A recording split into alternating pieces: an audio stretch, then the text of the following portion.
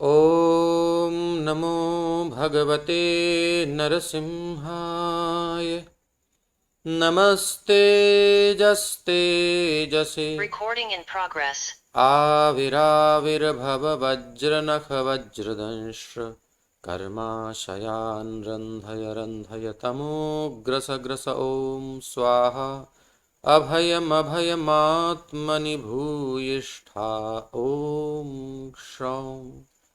भक्ति विघ्न विनाशक श्री नृसिंह भगवान की जय। भक्त शिरोमणि प्रहलाद महाराज की जय। श्रील प्रभुपाद की जय। ओम नमो भगवते वासुदेवाय। ओम नमो भगवते वासुदेवाय। ओम नमो भगवते वासुदेवाय। नारायणं नमस्कृत्य नरं चैव नरोत्तमं देवीं सरस्वतीं व्यासं ततो जयमुदीरयेत्। नष्टप्रायेष्व भद्रेषु नित्यं भागवत सेवया भगवत्युत्तमश्लोके भक्तिर्भवती नैष्ठिकी। श्रीमद् भागवत महापुराण के नित्य प्रति चलने वाले, क्रम पूर्वक चलने वाले इस दुर्लभ अध्ययन में आप सबका पुनः स्वागत है। कीवा विप्र कीवा न्यासी शूद्र के निनोय यही कृष्ण तत्ववेत्ता शयी गुरु होय। जब हम श्रीमद् भागवत का, भगवत गीता का या भगवत ज्ञान लेते हैं तो हमको ये भेद नहीं करना चाहिए कि ये किस प्रकार से है, कहाँ से है, कौन है, क्या है। ये भेद बाहर की चीज़ें हैं, इसमें मतलब नहीं है। आप ये नहीं देखते जब पाते हो कि भाई पत्तल में हमको पवा दिया प्रसाद, या हमको थाली में पवाया, या सोने की थाली चाहिए हमें। नहीं, आपको भोजन से मतलब है, प्रसाद से मतलब है, जो भी आप पाते हैं। तो अब इसी प्रकार से तत्ववेत्ता कोई अगर मिल जाए, जय कृष्ण तत्ववेत्ता, तो भूख होगी तो व्यक्ति ये नहीं पूछेगा कौन है, कहाँ से है, क्या है, वो पहले पाएगा। शुद्ध होना चाहिए, मतलब तत्व ज्ञान अगर प्योर उपलब्ध हो रहा है, भगवत संबंधी, आत्म संबंधी, तो कौन व्यक्ति है, कहाँ से है, क्या है, उसकी वैल्यू नहीं होती। किस पात्र में वो मिल रहा है उसकी वैल्यू नहीं है। हाँ, पात्र स्वच्छ होना चाहिए, लेकिन उसकी जो कैटेगरी भी पत्तल है कि वो बांस की या केले का पत्ता है, कैसे कैसे है, या फिर थाली है, या मिट्टी की थाली है, या लकड़ी के बर्तन है, ये अलग अलग पात्र हो गए ना। पात्र स्वच्छ हो, बिल्कुल ठीक हो, सब अच्छे हैं स्वास्थ्य के लिए, इसमें कोई दोष नहीं है। अब इसमें कोई चयन करे कि भाई हम पत्तल में नहीं पाएंगे, हम तो लकड़ी के बर्तन में पाएंगे, हम तो केवल मिट्टी के बर्तन में पाएंगे, हम तो केवल चांदी के बर्तन में पाएंगे, हम तो सोने के बर्तन में पाते हैं, जो उससे नीचे हम नहीं पाएंगे। तो ये अल्पज्ञता कहलाती है। चैतन्य महाप्रभु ने कहा है, कीवा विप्र, क्या ब्राह्मण, कीवा न्यासी, चाहे कोई सन्यासी हो, और चाहे शूद्र के निनोय, और शूद्र भी चाहे क्यों ना हो, जय कृष्ण तत्ववेत्ता। आप भौतिक दृष्टि से देखेंगे, हो सकता है उस लाइन में आ रहा हो, लेकिन यदि उसके पास तत्व ज्ञान उपलब्ध है, नॉलेज है, तो आपको उससे लेना चाहिए। जैसे कि आज भी हम यूनिवर्सिटीज़ में, विदेशों में पढ़ने जाते हैं, तो वहाँ कौन से लोग होते हैं, वो तो इतना अच्छा ज्ञान भी नहीं देते, लेकिन फिर भी वो किस प्रकार का उनका जीवन होता है, उससे भी हम ज्ञान ले लेते हैं। तो फिर अध्यात्म में हम क्यों भेद करते हैं। इसलिए किसी शुद्ध वैष्णव, प्रहलाद महाराज असुर कुल से हैं, और वो कुल कोई अच्छा नहीं है, फिर भी उस कुल से इन कितना सुंदर ज्ञान हमें प्राप्त हुआ। प्रहलाद स्तुति, भगवान नृसिंह वहां आए। भिल्ली महारानी ने सुंदर नवधा भक्ति का बखान किया है रामचरितमानस में। राम जी वहां गए। जब भगवान भेद नहीं करते तो हम क्यों करते हैं।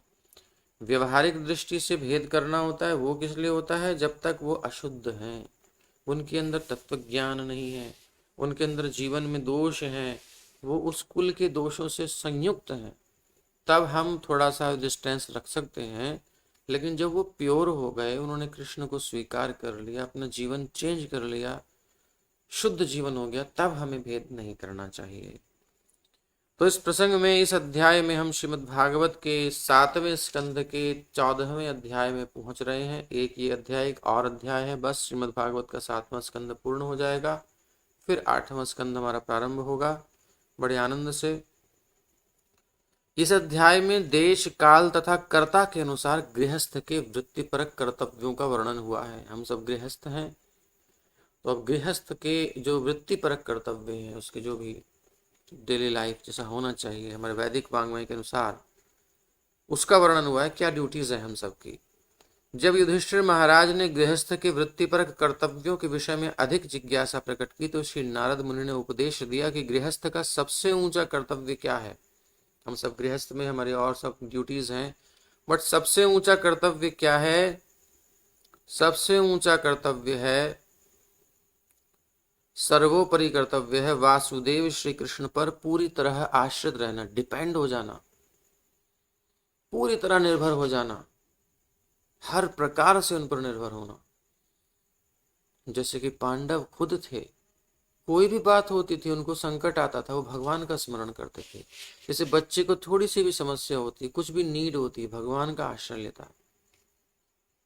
और जाहिर सी बात है, स्वाभाविक बात है कि भक्त का जीवन अपने लिए होता ही नहीं, वो तो प्यारे श्याम सुंदर की इच्छा के अनुसार जीता है, और उस समय वो भगवान पर निर्भर होता है। पूर्णतः आश्रित होना चाहिए। निर्धारित भक्तिमय सेवा के द्वारा सभी प्रकार से उन्हें प्रसन्न करना चाहिए। भक्ति सेवा करके भगवान को प्रसन्न करना चाहिए।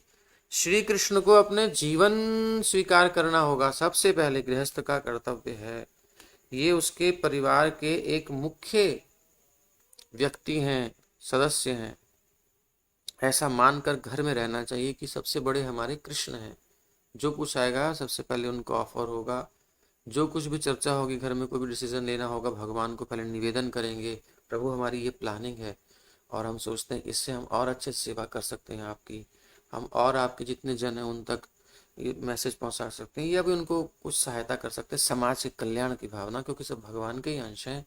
तो गृहस्थ को इस विचार से चलना चाहिए, ये कह रहे हैं। तो निर्धारित भक्ति में सेवा के द्वारा सभी प्रकार से उन्हें प्रसन्न करना उद्देश्य है। आप कुछ भी कीजिए, बस उसके पीछे उद्देश्य भगवान को प्रसन्न करना। ये भक्ति गुरु के उपदेशों और वास्तव में भगवत भक्ति में लगे भक्तों की संगति पर निर्भर करती है। जब तक ऐसे भक्तों का हम संग नहीं करेंगे, जिस प्रकार जी रहे हैं, तब तक समझ में नहीं आएगा। इसलिए भक्ति का शुभारंभ श्रवणम अर्थात सुनने से होता है। तो संग कैसे करें? सुनने से शुरुआत करिए।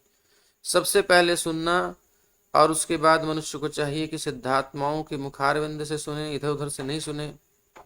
इस प्रकार से गृहस्थ का अपनी पत्नी और संतानों के प्रति आकर्षण जो है, आकर्षण वो क्रमशः धीरे धीरे घटने लगेगा। वो जो बंधन का कारण था वो घटने लगेगा, फिर उसका सहज एक प्रेम हो जाएगा।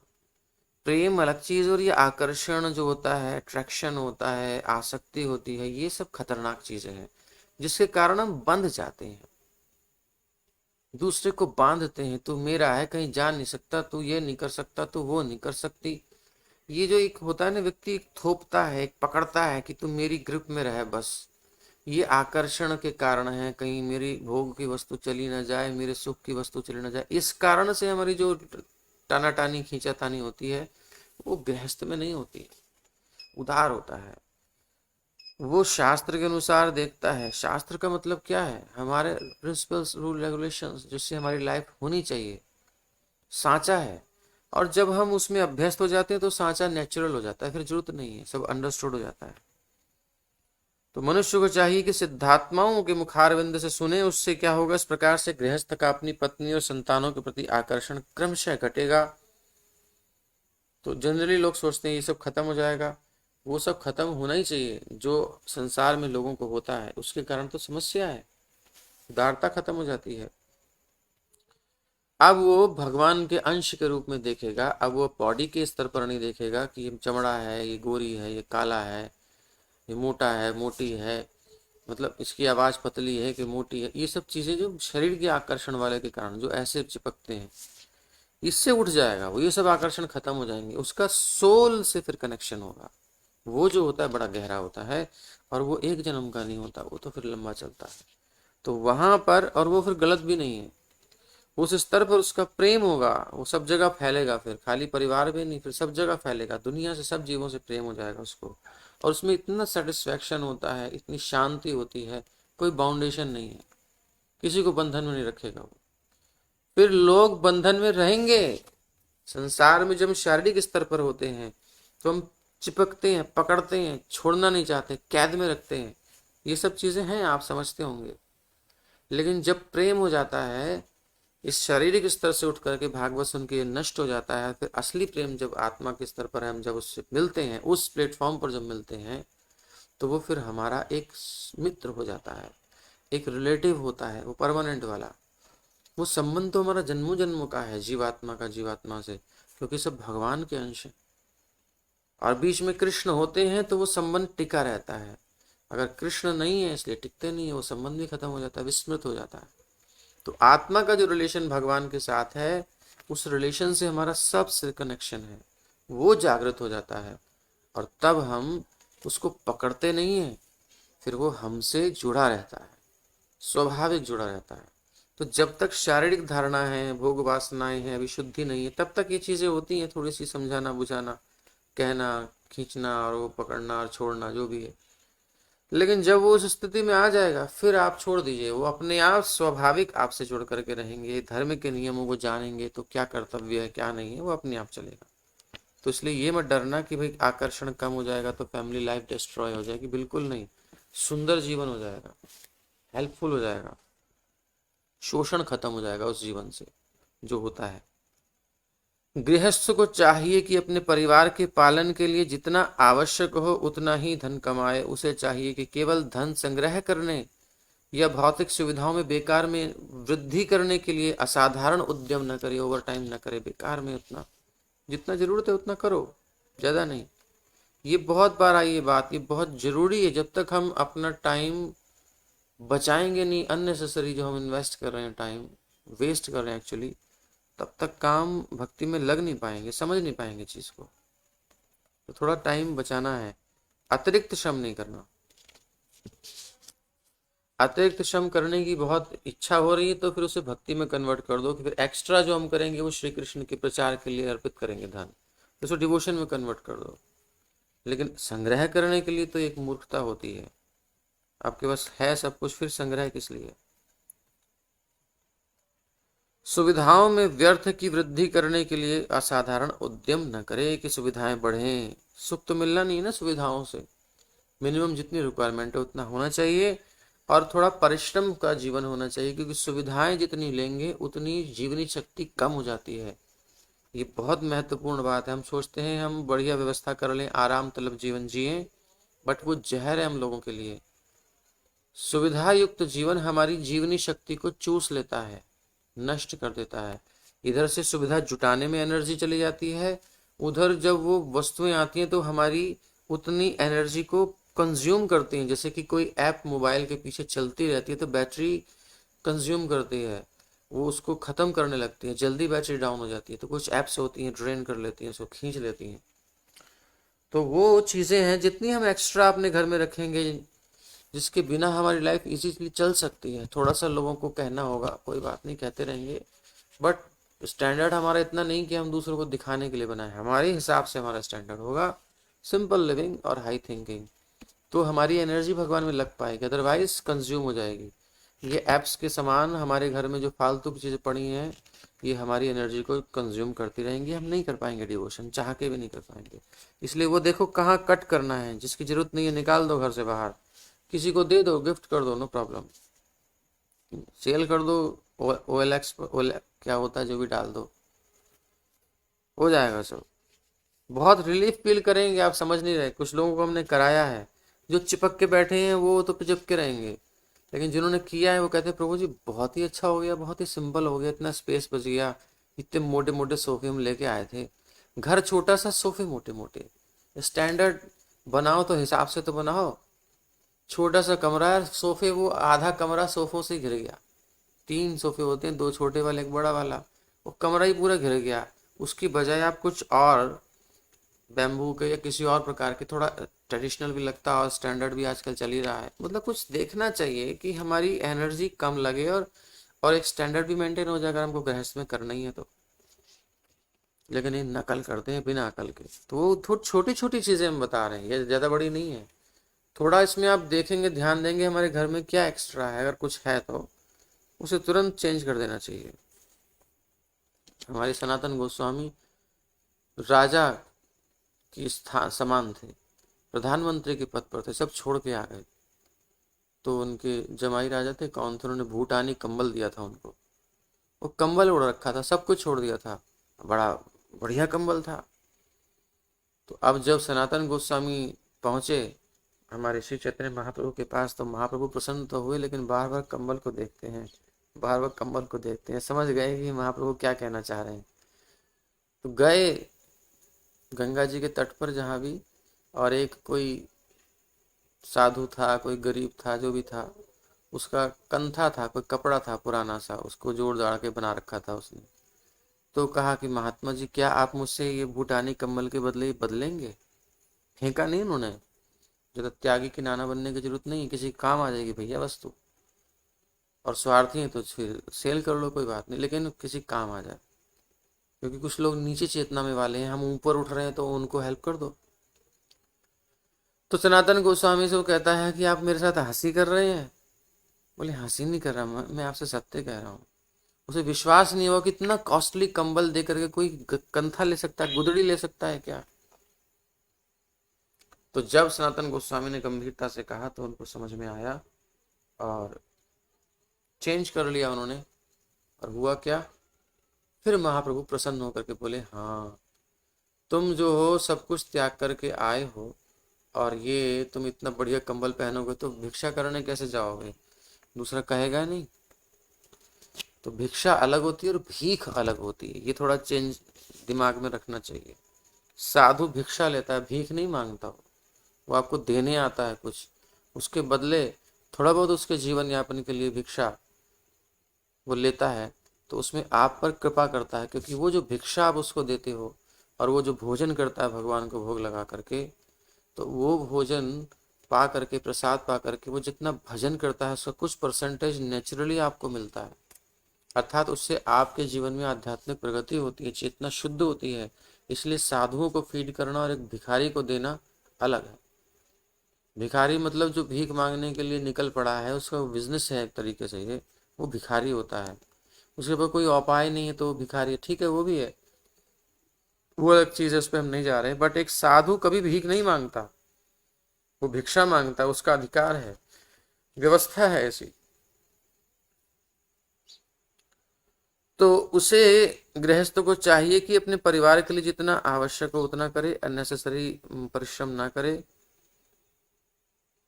यद्यपि गृहस्थ को अपनी आजीविका चलाने के लिए ऊपर से अत्यधिक सक्रिय रहना चाहिए, लेकिन अंदर से उसे भौतिक लाभ से अनासक्त रहकर पूरी तरह स्वरूप सिद्ध व्यक्ति बनना चाहिए। ऊपर से तो बिल्कुल एक्टिव दिखना चाहिए और होना चाहिए, लेकिन जो दिल की गहराइयों में जा करके जानना चाहिए सब अनित्य है, और कुछ काल का शरीर है, कुछ काल का फैमिली है, जो भी है एक टाइम है, उसके अंदर मुझे कुछ इस भौतिक जगत में कुछ करना है, इस परिस्थिति को मेंटेन करने के लिए, बस उतना ही है। ये मेरा लाइफ नहीं है, मेरा जीवन नहीं है। मेरा जीवन तो आत्मा के कल्याण में आता है ना, मैं वो हूँ आत्मा, भगवान का अंश, तो उसको मुझे मेन मानना है, ये जीवन यापन के लिए है। तो तब हम चल सकते हैं भक्ति में, नहीं तो कंफ्यूजन में रहेंगे, भ्रम के कारण शरीर मानते रहेंगे, तो हमें इसी का संतोष चाहिए होगा। तो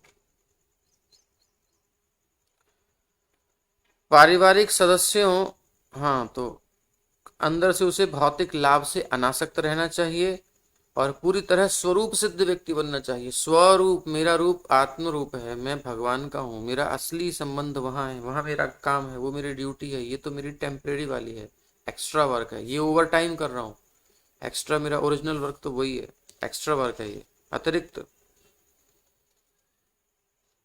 तो पारिवारिक सदस्यों के साथ आचरण या मैत्री मात्र उनके प्रयोजन की सिद्धि हेतु होनी चाहिए। यानी फैमिली रिलेशंस हमारे जो हैं ये आचरण जो भी व्यवहार करते हैं, ये मैत्री जो भी हमारी है, फ्रेंडशिप, मात्र उनके प्रयोजन की सिद्धि हेतु होनी चाहिए। जो उनका प्रयोजन है उतना उनका पूरा कर दो, बस यही चाहते हैं। बच्चे को जो चाहिए वो दो, वाइफ को जो चाहिए वो दो, अच्छे से दो, बस ये उद्देश्य होना चाहिए। और अत्यधिक लिप्त नहीं हो जाना चाहिए। उनकी फीडिंग बढ़िया से उनका केयर कर देना हो गया।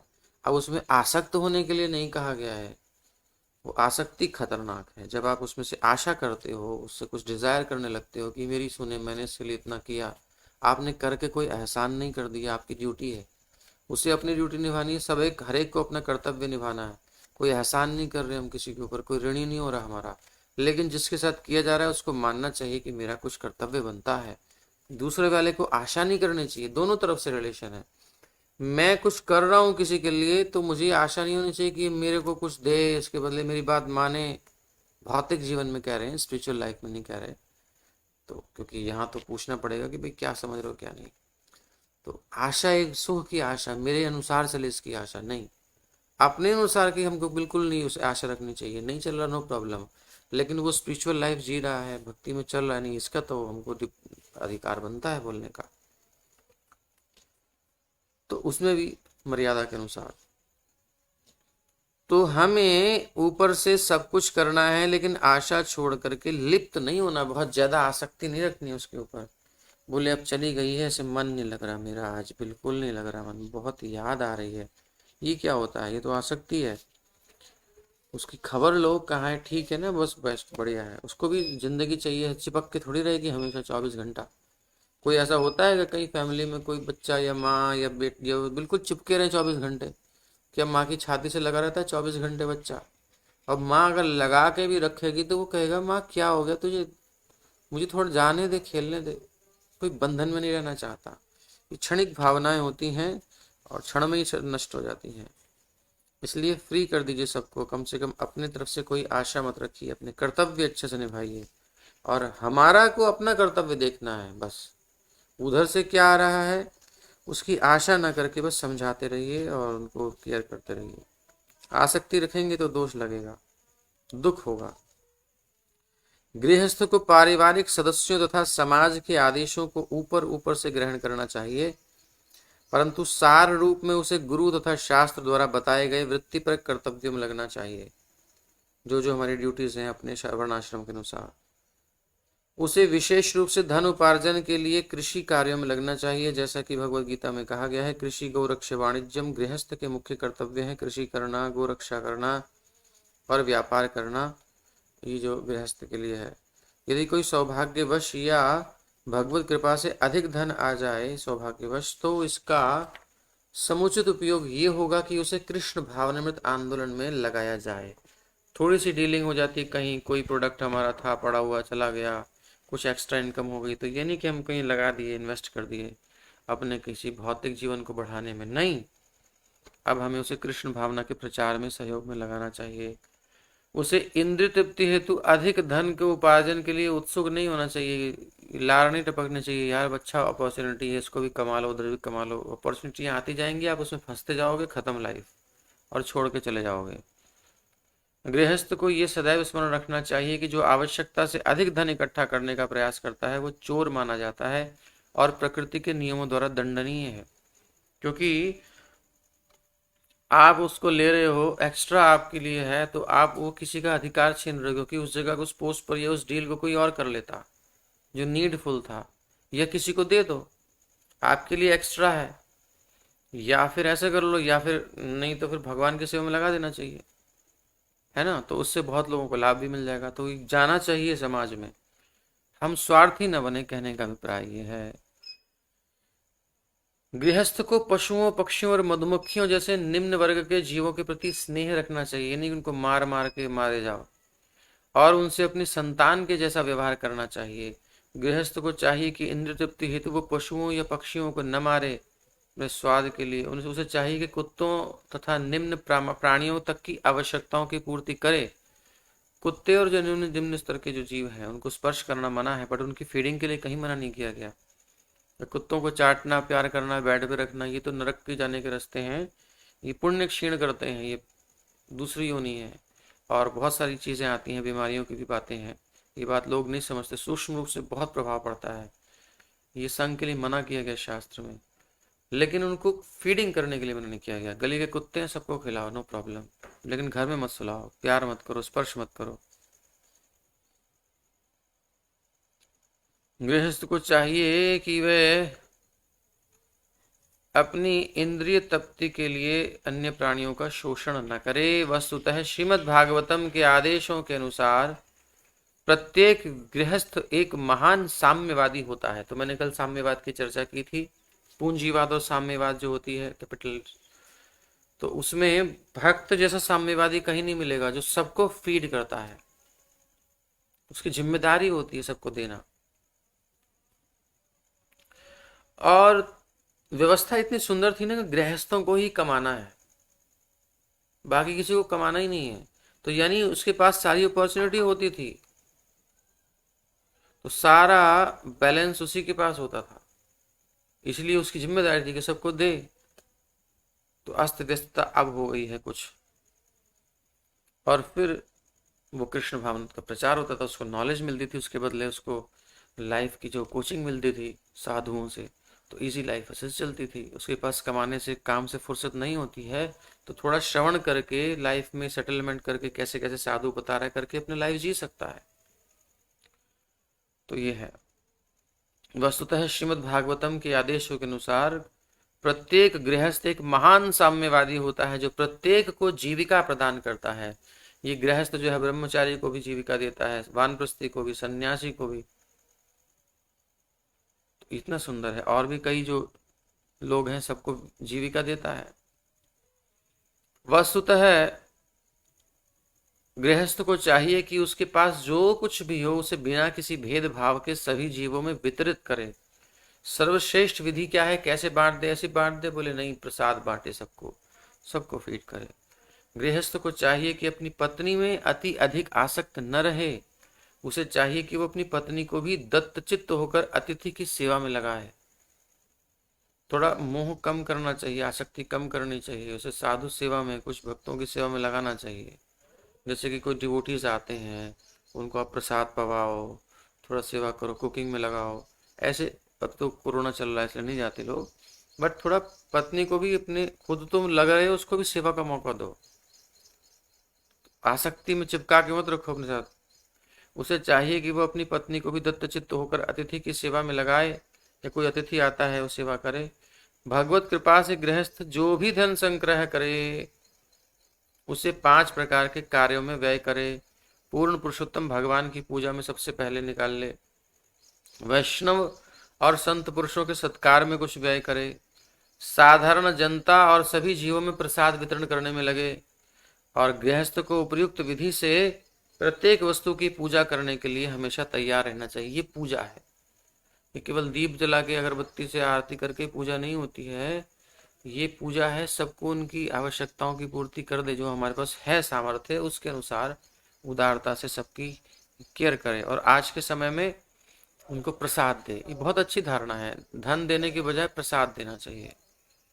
कोई भी आता है उसको प्रसाद बांटिए, कोई आपको कर्म का नियम नहीं लगेगा, लेकिन धन का कोई दुरुपयोग कर देगा आपके, तो फिर आपको उसका पनिशमेंट लगेगा। आपने जानबूझ करके, जान समझ के क्यों नहीं दिया? प्रसाद दोगे तो उसका कल्याण ही होगा, कोई दोष नहीं है। तो इस प्रकार से गृहस्थ को उपर्युक्त विधि से प्रत्येक की पूजा करने के लिए हमेशा तैयार रहना चाहिए। गृहस्थ को चाहिए कि ऐसी कोई वस्तु न खाए जो पूर्ण पुरुषोत्तम भगवान को अर्पित न की गई हो। भगवान को जो अर्पित नहीं की गई वो नहीं खाना चाहिए। भगवत गीता 3 अध्याय के 13वें श्लोक में कह रहे हैं, यज्ञ शिष्टाशिनो संतो मुच्यन्ते सर्व किल विषयी। यज्ञ भाग में बचे हुए अन्न को खाने से, यानी प्रसाद पाने से, जो है जीव समस्त पापों से मुक्त कर दिया जाता है, क्योंकि वो यज्ञ में भेंट किया गया भोजन पाता है, भगवत अर्पित। गृहस्थ को पुराणों में बताए गए तीर्थ स्थानों पर भी जाना चाहिए। इस प्रकार अपने परिवार समाज, पहले परिवार, समाज, फिर देश, और अंततः सारी मानवता के लाभ के लिए उसे पूर्ण पुरुषोत्तम भगवान की पूजा में लगना चाहिए। यानी हम स्वार्थों के लिए माँ मुरादे पूरी कर दे, हलवा बांटूंगी वाला न गाएं, हम विश्व के कल्याण के लिए, सोच बढ़ानी चाहिए, अपने लिए नहीं, मेरी फैमिली में जो भी जितने भी पूरा संबंधी मेरे सबका कल्याण हो, द्वेष खत्म। उससे बढ़ करके हमारे समाज का कल्याण हो, उससे बढ़ करके विश्व का कल्याण हो, उससे बढ़ करके मनुष्यों से इतर जितने जीव हैं सर्वे संतु निरामया सर्वे भद्राणि पश्यन्तु माँ कश्चित् दुख भाग भवेत्। ये प्रार्थना है, ये गृहस्थों के लिए तो विशेषकर है, क्योंकि संकुचित हो जाती है। एक सन्यासी सबके लिए होता है, एक ब्रह्मचारी सबके प्रति होता है उसका, एक वानप्रस्थी भी समाज के लिए समर्पित है, लेकिन गृहस्थों में हो जाता है, एक संकुचित भावना आ जाती है। तो उनको भी आश्रम बनाना है अपना, उनको समाज के जन के कल्याण के लिए जीना है, उनको भी उदार बनना है, ये भावना है। तो युधिष्ठिर जी, अब हमने इसको सारांश समझ लिया, प्रभुपाद जी ने सब व्यवस्था दे रखी है, इस अध्याय का सारांश दे दिया, अब आप उसको अच्छे से समझिए। तो कुछ नहीं तो हमको तो यहीं से मिल जाएगा सारांश। श्री युधिष्ठिर उवाच गृहस्थ एतां पदवीं विधिना येन चाञ्जसा यायाद देवर्षे ब्रूहि मादृशो गृहमूढ़धीः। महाराज युधिष्ठिर ने श्री नारद मुनि से पूछा, हे स्वामी, हे महर्षि, कृपा करके ये बतलाएं कि जीवन लक्ष्य के ज्ञान से रहित, जिसको जीवन के लक्ष्य का ही नहीं पता, और घर पर रहने वाले हम लोग युधिष्ठिर जी को तो पता है, बट हम जैसे लोग जो संसार में पड़े हुए हैं, तो गृहस्थ पर रहने वाले जिनको जीवन का लक्ष्य का ही पता नहीं है, ऐसे लोग वेदों के आदेशानुसार सरलता से मुक्ति किस प्रकार प्राप्त कर सकते हैं, ये प्रश्न किया। अब गृहस्थ के आचरणों का वर्णन है। श्री नारद उवाच गृहेष्वस्थितो राजन् क्रियाः कुर्वन् यथोचिताः वासुदेवार्पणं साक्षादुपासीत महामुनीन्। श्री नारद मुनि ने उत्तर दिया, हे राजन, जो जन घर पर गृहस्थ बनकर रहते हैं उन्हें अपनी जीविका अर्जित करने हेतु कार्य करना चाहिए और अपने कर्मों का फल स्वयं भोगने का प्रयास करने की जगह इन फलों को वासुदेव श्री कृष्ण को अर्पित करना चाहिए। इस जीवन में वासुदेव को किस प्रकार प्रसन्न किया जाए, इसे भगवत भक्तों की संगति के माध्यम से भली भांति सीखा जा सकता है। तो हमारे जीवन का लक्ष्य क्या है? गृहस्थ में जो बनकर रहते हैं उन्हें अपनी अर्निंग के लिए काम करना चाहिए, और उसके बाद अपने जो कर्म फल आता है, अर्निंग्स आती हैं, उनको स्वयं भोगने का प्रयास करने की जगह है, बोले अब तो हमारे को मिला है, हमारे लिए, हमारे बच्चे पत्नी परिवार के लिए, बस इतना ही, तो फिर वो कर्म के नियम के अंतर्गत आ जाएगा। फिर वो यज्ञ नहीं है, फिर वो आश्रम नहीं है, फिर वो तो केवल एक चूहे का बिल है जो इकट्ठा कर करके जमा करता है, यहाँ से खींच के लाएगा, वहां से खींच के लाएगा, घुसाएगा बिल में, और फिर सांप आएगा खा के निकल लेगा, खत्म कहानी। तो इस प्रकार से चूहे का जीवन ना जिए, इसके बदले फलों को वासुदेव श्री कृष्ण को अर्पित करना चाहिए। इस जीवन में वासुदेव को किस प्रकार प्रसन्न करें, कैसे अर्पित करें, ये डिवोटीज बताते हैं, इसलिए भक्तों का संग करना चाहिए। शृण्वन् भगवतो भीक्षणमवतार कथामृतं शब्दधानो यथा कालमुपशान्त जनावृतः सत्संगाच्छनकैः संगम् आत्मजायात्मजादिषु विमुञ्चेन्मुच्यमानेषु स्वयं स्वप्नवदुत्थितः। ये ध्यान रखिए, ये जो है बहुत नीचे उतर करके बोल रहे हैं नारद जी, गृहस्थ जीवन में प्रवेश करके। हैं इतना हमको गृहस्थ में रह करके बहाना नहीं बना सकते अब हम लोग कि हम तो जी प्रभु जी फैमिली लाइफ है, आपने तो सब छोड़ के लग गए हैं। तो आप जैसे सन्यासी होते हैं, कुछ लोग होते हैं वो तो फुली डिवोटेड होते हैं, उनके लिए तो ईजी है, हमारे पास तो जी कहाँ इतना सब कुछ होता है। अब बहाने बंद, क्योंकि गृहस्थ का कर्तव्य यहाँ बताया जा रहा है। अगर आप इससे च्युत हो गए तो आप गृहस्थ भी नहीं हो, फिर तो आप कहीं और ही पहुंच गए। गृहस्थ व्यक्ति को चाहिए कि वो साधु पुरुषों की संगति बार बार करे, ताकि वो कहीं गलत जगह ना पहुंच जाए, हैं पतित ना हो जाए, गृहस्थ के नाम पर कहीं गृहमेधी ना बन जाए। अपडेट करते रहना चाहिए अपने आप को। और अत्यंत श्रद्धा पूर्वक परमेश्वर तथा उनके अवतारों के क्रियाकलापों के अमृत का उस रूप में श्रवण करे, जैसे कि आप कर रहे हो। ये कंपलसरी है गृहस्थ के लिए। कैसे श्रवण करे? अमृत का उस रूप में श्रवण करे जिस रूप में वो श्रीमद् भागवत और अन्य पुराणों में वर्णित हैं। तो ये सुनना चाहिए भगवान के चरित्र। ये गृहस्थ का प्रथम कर्तव्य बता रहे हैं। भगवान की पूजा फर्स्ट ऑफ ऑल आपकी अर्निंग में जो पहला हिस्सा होना चाहिए, 5 हिस्से कीजिए उसके, 5 पार्ट्स। पहला हिस्सा भगवान के लिए, अब 5 पार्ट्स अब आप उसमें करोगे अपने अपने हिसाब से, लेकिन इक्वल होना चाहिए। तो थोड़ा सा कंजेस्टेड हो जाएगा, बट ये धर्म का नियम है। उससे आपका जीवन में चेंजेस आएंगे, आपकी लाइफ इजी हो जाएगी धीरे धीरे। पहले मन संकुचित होगा, लेकिन कोई कर लेगा तो देखना कितना परिवर्तन आ गया। ये नॉर्मल वाला है। प्रभुपाद जी तो कहते हैं 50% भगवान की सेवा में लगा, क्योंकि जीवन उन्हीं के लिए है, उन्हीं का दिया हुआ है। बिजनेस में जो आप कर रहे हो वो सारी शक्ति भगवान से आ रही, रिसोर्सेज भगवान की, एनर्जी भगवान की, सब कुछ भगवान का दिया हुआ। तो 50% का तो उनको देना ही चाहिए। बट फिर भी नहीं तो 5% तो होता ही है। 5 नहीं, 5th पार्ट। इस प्रकार मनुष्य को चाहिए कि वो धीरे धीरे अपनी पत्नी संतानों के स्नेह से उसी प्रकार विरक्त होता रहे जिस प्रकार जाग जाने पर मनुष्य स्वप्न से विरक्त हो जाता है। धीरे धीरे ये अटैचमेंट हमारा एज के हिसाब से, अभी बेचारे नए नए हैं, जवान हैं, तो उतना नहीं होगा, बट धीरे धीरे नेचुरल भी कम होता है, तो उसमें होने देना चाहिए। और फिर जो है एक मित्रवत व्यवहार होता है, एक हेल्पफुल, एक सहयोगी की तरह साथ में रहना चाहिए, आशाएं खत्म करके। कृष्ण भावनामृत आंदोलन की स्थापना विश्व भर के गृहस्थों को श्रीमद् भागवत और श्रीमद् भगवत गीता का विशेष श्रवण कराने का अवसर प्रदान करने के लिए की गई है। तो ये व्यवस्था किस लिए की गई है? साधुओं को कोई चिंता नहीं, संतों को कोई चिंता नहीं, ब्रह्मचारी तो पढ़ते ही काम ही उनका ये है, यही करें और कुछ करें ना। अब गृहस्थ को पास टाइम नहीं होता है, उसको कैसे मिले? तो उसके लिए इन सब की जिम्मेदारी, देखो कितनी सुंदर व्यवस्था। अर्निंग की जिम्मेदारी गृहस्थी को दे दी, आप अच्छे से कमाओ, और सारी स्टडी, अध्ययन, समाज की सब आध्यात्मिक जिम्मेदारी दे दी ब्रह्मचारी को, वानप्रस्थी को, सन्यासी को।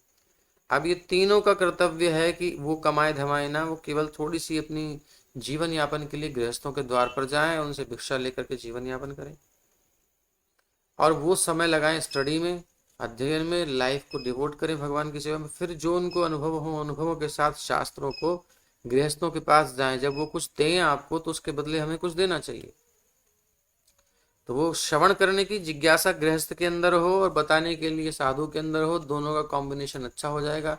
ये कमा करके स्पिरिचुअल नॉलेज प्राप्त कर लेता है पकी पकाई, जो सारे शास्त्रों का निकालना नहीं पड़ेगा, से मिल जाएगा। इसके हिसाब से क्या करना है क्या नहीं करना, क्योंकि शास्त्र में तो पूरा डिटेल है।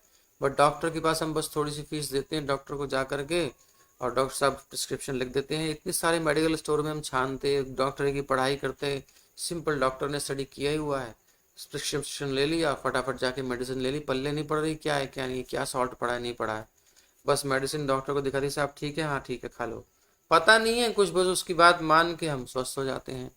तो इसी प्रकार से सदगुरु वैद्य वचन विश्वासा, सदगुरु वैद्य होता है, साधु संत वैद्य के रूप में होते हैं, और इनके मुख से निकलने वाले वचन होते हैं, उन पर विश्वास करना चाहिए, यही तो मेडिसिन है। वो जो बोलते हैं कि भगवान की भक्ति करो, रघुपति भगति सजीवन मूरी, ये यही तो वो जड़ी है जिससे हम स्वस्थ होंगे, संसार के बंधनों से मुक्त होंगे, क्लेशों से मुक्त होंगे। इसको ध्यान से लेना चाहिए, कानों से डालते हैं ये अंदर। अनुपान श्रद्धा मति पूरी, विश्वास हो साधु के वचन में, शास्त्रीय वचन होने चाहिए, और श्रद्धा का अनुपान साथ में होगा। किसके साथ मिला के लेनी है दवाई, कैसे लेनी, पानी से, दूध से, काय से लेनी। अनुपान के बिना इफेक्ट कम से कम आयुर्वेद में नहीं आता उतना अच्छा, इसलिए अनुपान आवश्यक है। तो क्या होना चाहिए? श्रद्धा होनी चाहिए, पक्की बात, विश्वास होना चाहिए कि जो कह रहे हैं ठीक कह रहे हैं, और कंफर्म करने के बाद सुनना चाहिए। आजकल तो खैर साधुओं का पता नहीं होता, वेश होता है, तो पहले साधु को कंफर्म कर लो, शास्त्रीय बात ही करता है, अपने घर की बात नहीं करता, कोई स्वार्थी नहीं है। देन जब वो निस्वार्थी निकले, शास्त्रीय निकले, उसका जीवन भी डिवोटेड हो, तब आप उससे सुनिए, फिर आंख बंद करके सुनिए। पहले जो चिंत करना है कर लो, बाद में श्रद्धा के साथ सुनना है, और बस एक्सेप्ट करके अप्लाई कर देना, लाइफ में चेंज आ जाएगा तुरंत। श्रद्धा मति पूरी। ऐसे अगर हम ये भक्ति करेंगे, साधुओं से ग्रहण करेंगे और उनको थोड़ी सेवा देते रहेंगे, भगवान की सेवा वो कर रहे हैं उसमें हेल्प करते रहेंगे, हमें नहीं पता कि हमें कहाँ लगाना है, तो अब साधु बताते हैं कि यहाँ लगाना है, अब ये करिए, अब ये करिए। तो अब श्रीमद् भागवत में थोड़ा इन्वेस्ट कीजिए, कुछ अंश धन का निकाल करके आपको रखना चाहिए कि प्रचार के लिए। प्रभुपाद जी को गिफ्ट नहीं देना, प्रभुपाद जी को प्रसन्न नहीं करना है क्या? नंदोत्सव पर आ रहे हैं प्रभुपाद जी, उससे पहले संकल्प कर लो कि हम इतने सेट भागवत के, 1 सेट 2 सेट, या जो भी आपकी इच्छा हो, कुछ लक्ष्मी हमको अब से निकालना चाहिए इस अध्यात्म के लिए। किसी की फीडिंग नहीं कर रहे हैं हम। अगर आपको लगता है कि कोई किसी के पेट में डाल रहे हैं, मोटे हो रहे हैं, ऐसा कुछ नहीं हो रहा है। भागवत आपके पास पहुंचेगी और आप नहीं बांट सकते हो तो व्यक्ति बता दिया जाएगा कि फलाने व्यक्ति ने ली है, इसके पास व्यवस्था नहीं थी, या जो भी आप भी गिफ्ट कर सकते हो, बट करिए, ये कंपलसरी है, ये एक यज्ञ है। ये नहीं कहेंगे करेंगे तो फिर आपके भोजन में विष है, फिर आपको कर्मों का फल लगना है, फिर जीवन में शांति नहीं आएगी। इसलिए नहीं है लोगों की शांति। तो ये इसलिए बनाया गया आंदोलन कि गृहस्थों को सुनने का अवसर मिल सके। नहीं तो साधुओं को क्या जरूरत है, वो तो अपने करते ही हैं, गृहस्थों के लिए है ये विधि, जिसे कई प्रकार से वर्णित किया गया है, श्रवण तथा कीर्तन करने की है। श्रवणताम स्वकथा कृष्ण पुण्य श्रवण कीर्तन, सुनने से ही पुण्य हो जाता है। जो प्रत्येक व्यक्ति की और विशेष रूप से गृहस्थों को, जो मूढ़ धी अर्थात जीवन के लक्ष्य के प्रति अनभिज्ञ हैं, उनको पता नहीं लाइफ का एम क्या है, खाओ पियो मौज करो, बढ़िया से सुविधाएं जुटाओ, यही सोचते हैं। उनको लक्ष्य देने के लिए है, लाइफ क्यों जीना है जीवन, ये बताने के लिए। नहीं तो लोग सुसाइड कर लेते हैं, मर जाते हैं, बोले अब तो जब दिल ही टूट गया हम जी कर क्या करेंगे। अरे भैया ये इसलिए है ही नहीं, अब मेरे को कोई मार्ग नहीं मिल रहा। सुशांत था, कौन था, मर गया, अच्छी खासी जीवन था, कोई समस्या नहीं थी, लेकिन कहीं उसकी एम नहीं था लाइफ का, इसलिए मर गया। तो लोगों को बचाओ बचाओ। इसलिए गृहस्थों को विशेषकर श्री कृष्ण के विषय में सुनने का अवसर प्रदान किया जाना चाहिए। वो प्रत्येक व्यक्ति कृष्ण भावनामत आंदोलन के विभिन्न केंद्रों में उन प्रवचनों को जो उसने, जिनमें श्रीमद् भगवद गीता और भागवतम से श्री कृष्ण कथाओं की व्याख्या की जाती है, मात्र सुनकर, क्या केवल सुनकर, आजकल बहु प्रचलित जो अवैध संग है, मांसाहार है और मादक द्रव्य है, जो जो दोष हैं हमारे जीवन, जो गृहस्थ जीवन नरक बना हुआ है, फैमिली लाइफ डिस्ट्रॉय हो गई है, नष्ट हो गई है, जिन चीज़ों के कारण कोई पी करके पीट रहा है तो मांस खा रहा है और हिंसा कर रहा है, तो कोई अननेसेसरी उसे परेशान कर रहा है, मन नहीं है फिर भी पीछे पड़ा है, तो ये सब जो है ना, ये भोग की इच्छाएं, सब जुआ खेल के धन नष्ट कर रहा है। ये सब व्यस्त रहने के कारण जो हमारी मनोवृत्ति दूषित हो गई है, सुनने बैठेगा प्योरिफिकेशन आएगा, निश्चित आएगा। उसको नियम से सुनना चाहिए। उन्हें इसी प्रकार प्रबुद्ध किया जा सकता है। पुण्य श्रवण कीर्तन, हरे कृष्ण कृष्ण कृष्ण हरे हरे, हरे राम राम राम हरे हरे। मात्र इस कीर्तन में सम्मिलित होने से और भगवत गीता से, श्रीमद् भागवत से, श्री कृष्ण के विषय में श्रवण करने से मनुष्य शुद्ध हो जाता है। और विशेष रूप से तब जब वो प्रसाद भी ग्रहण करे। कृष्ण भावनामृत आंदोलन में यही सब हो रहा है, यही हो रहा है ना, तो बताइए इसमें कहाँ कमी है। और अब इतनी सुंदर व्यवस्था हम करने का प्रयास कर रहे हैं। देखिए भागवत गीता का अध्ययन सब करना चाहते हैं, पीछे भी कमेंट आए, लेकिन अब यहाँ भी अध्ययन चलता है, फिर वहाँ भी चलता है। पिछली बार कुछ हमारे श्रोताओं को हमने भेजा था, आप जाके पढ़िए प्रभु जी से, तो वो मैनेज करने में उनको थोड़ा परिश्रम हुआ होगा निश्चित। इधर तो हमने इसलिए क्वेश्चन आंसर भी बंद किए, लेकिन अब हम व्यवस्था हम ऐसा सोच रहे हैं, ऐसी बात हुई है कि भाई आपको एक एक श्लोक या ऐसे ऐसे स्लोली लेकर के साल भर में गीता पूरी कराई जाए, ताकि आप उसको भी पढ़ लो। तो जो लोग चाहते हैं, वो वीणा वादिनी माता जी हैं और जो भी मैनेजमेंट में हैं, एडमिन में किसी को भी आप देख लो, भेज देना संदेश। वैसे एक जगह भेजो तो अच्छा, वो मैनेज कर लेगा वीणा वादिनी माता जी, वो सब जिम्मेदारी अलग अलग, फिर वो मिलाने में परेशानी हो जाती है, वो उसके पास आया उसके पास आया। बाकी फिर भी ना समझ में आया तो जिसका जिससे रिलेशन है उसको भेज दे, वो पहुंचा देगा। तो फिर हम वो करेंगे, फिर क्लास शुरू करेंगे संडे वाली, है जैसी भी है, देखते हैं क्या है। तो आपको गीता का अध्ययन भी कराया जाएगा बढ़िया से।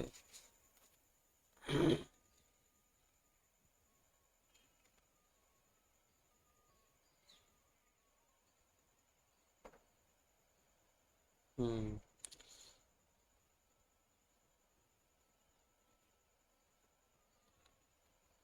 तो विनोद जी अच्छा को सुझाव दे रहे हैं, बट कुछ रिस्पांस नहीं आता ना, इसलिए ये तो हम पहले भी कह चुके हैं। तो हम ये व्यवस्था कर रहे हैं, तो जो लोग गीता पढ़ना चाहते हैं पढ़ें, थोड़ा थोड़ा करके पढ़िए, है ना, टाइम कम होता है तो। यहाँ पर एक अन्य विशेष वर्णन हुआ है, श्रृण्वन भगवतो भीक्षणम। अब यहाँ पर गृहस्थ का कर्तव्य क्या है?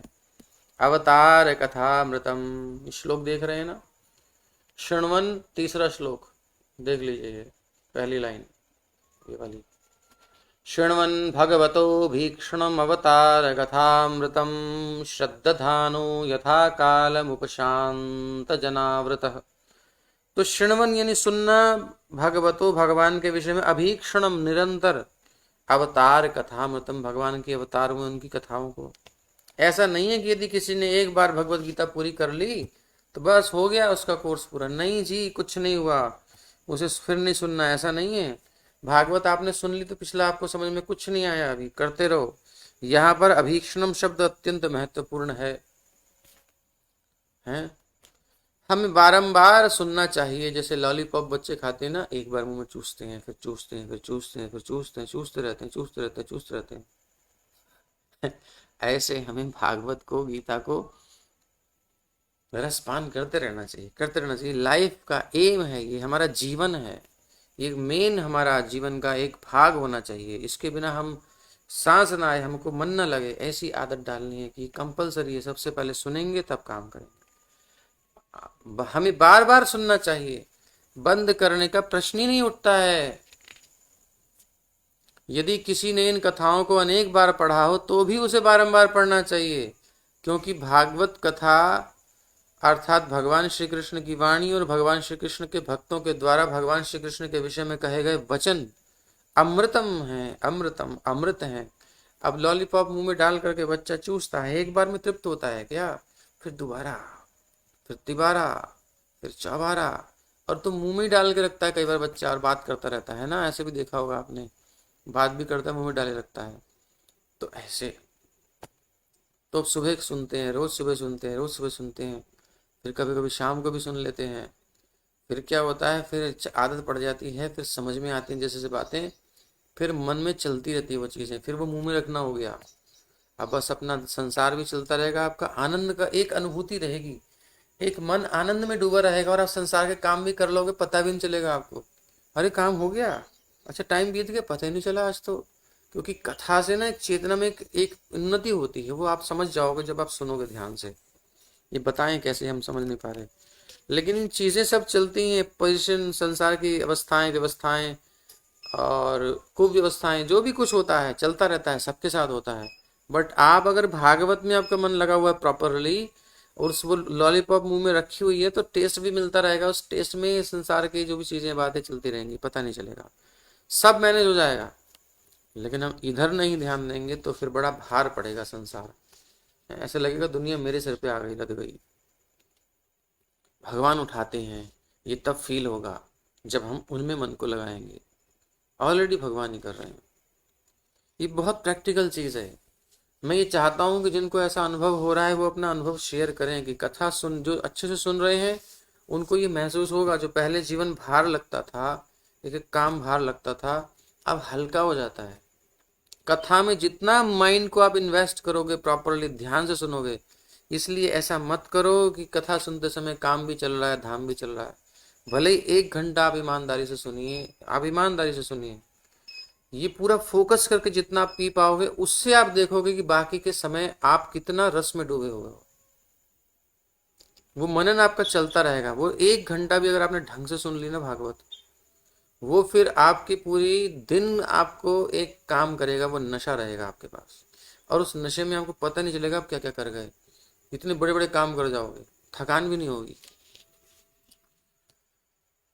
श्री कृष्ण के विषय में कहे गए वचन अमृत हैं, और जो जितना ही अधिक अमृतम पीता है, मैक्सिमम पीना है, ये जो कहते हैं कि हमारा इतना कंसंट्रेट होता है उतना कंसंट्रेट, इसका मतलब ये है कि अभी रस मिला नहीं है।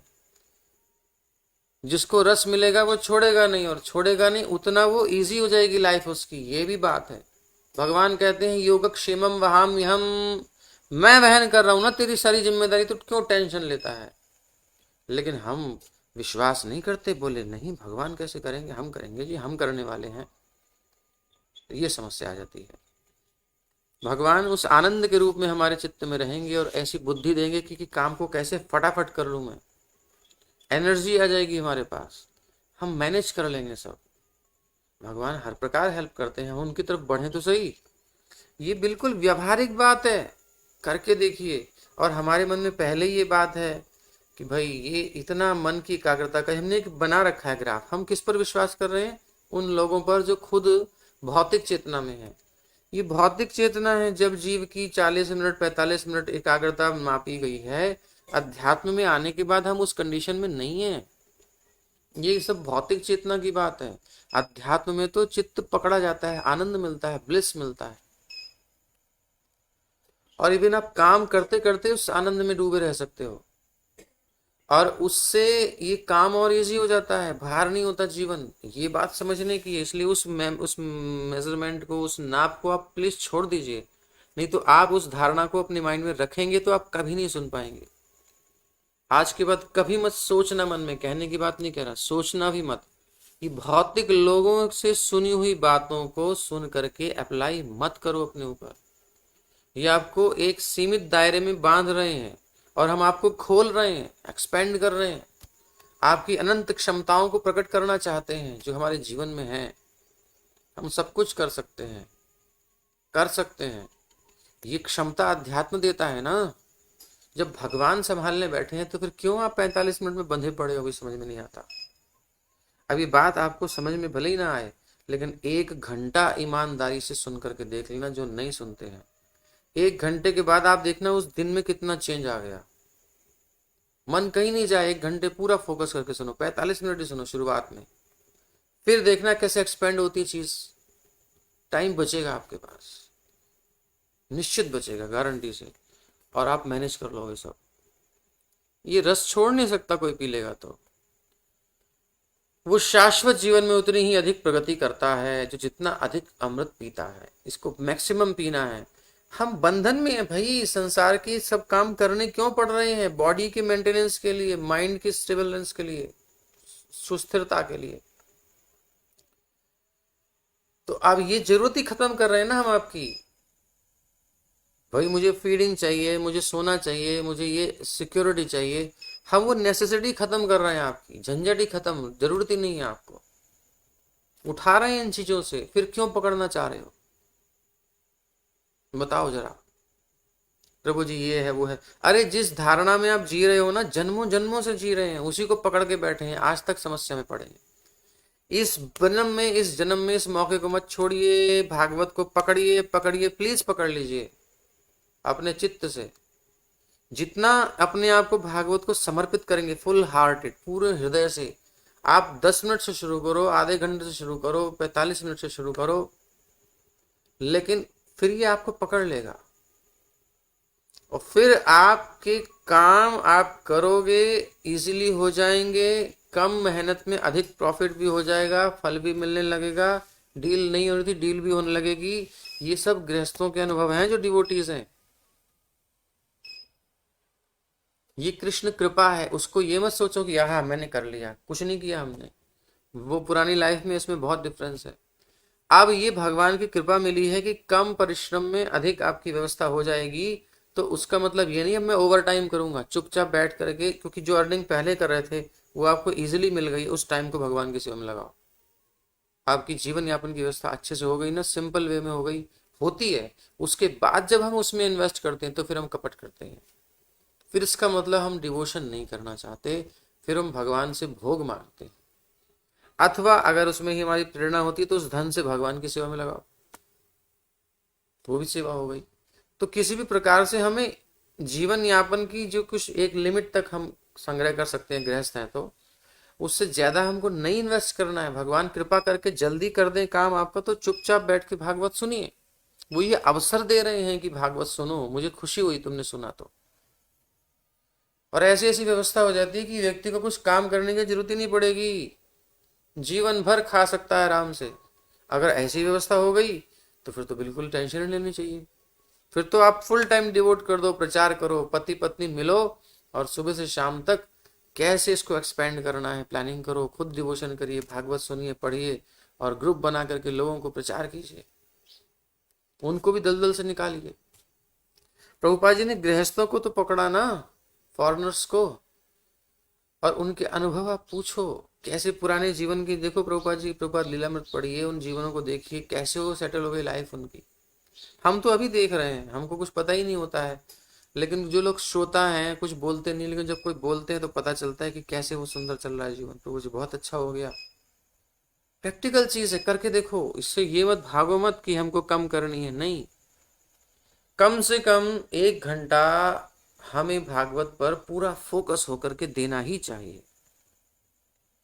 उसको अगर कवर कर लेंगे तो फिर वो खुद ही अपनी जगह बना लेगी और आपके जीवन की जो चिंताएं हैं खत्म होने लगेंगी। लेकिन प्लीज उन धारणाओं को पकड़ के मत रहना जो छूट रही हैं, बेकार की धारणाएं। ये सब छोटी मोटी धारणाएं, इनसे कोई मतलब नहीं। किसी व्यक्ति ने बनाई है, वो कोई डिवोटी नहीं था, उसका एक्सपेरिमेंट डिवोशन के स्तर पर नहीं था। कदाचित उसको डिवोटी बना दूंगा जिसने ये रूल बनाया 45 मिनट एकाग्रता होती है जनरल आदमी की, वो जनरल लोगों के लिए है। वो डिवोटी बन जाएगा तो कहेगा वी कैन एक्सपेंड, हम इसको एक्सपेंड कर सकते हैं। वो खुद बोलेगा, लिख के दे रहा हूं मैं, उसको ले आना जो भी उसका नाम, उससे कहना डिवोशन करके देख, उसकी कंसंट्रेशन बढ़ जाएगी, पक्की बात है। आप उसके पीछे जा रहे हैं, उसे लेके आओ ना अपने पीछे। ये मनुष्य जीवन किस लिए मिला है सबसे पहले पता होना चाहिए, मोक्ष के लिए। तो श्याम प्रिया को मोक्ष पर ध्यान देना चाहिए। लेकिन दुर्भाग्यवश कलयुग के प्रभाव के कारण गृहस्थ व्यक्ति प्रतिदिन गधों की तरह कठिन परिश्रम करते हैं। ये दुर्भाग्य है, कलयुग का प्रभाव है। बोले वर्क, एक्स्ट्रा वर्क करेंगे, काम हो गया हमारा कम में, फिर भी एक्स्ट्रा करेंगे। ये है गधों वाला काम। गधा नहीं बनना हमें। वो प्रातः काल उठते हैं और जीविकोपार्जन हेतु 100 मील तक की यात्रा करते हैं। विशेष रूप से पाश्चात्य देशों में मैंने देखा है कि मनुष्य जीविका के उपार्जन के लिए कार्यालयों और फैक्ट्रियों में जाने हेतु 5 बजे जग जाते हैं। कलकत्ता और बंबई में भी ऐसे व्यक्ति ऐसा ही करते हैं।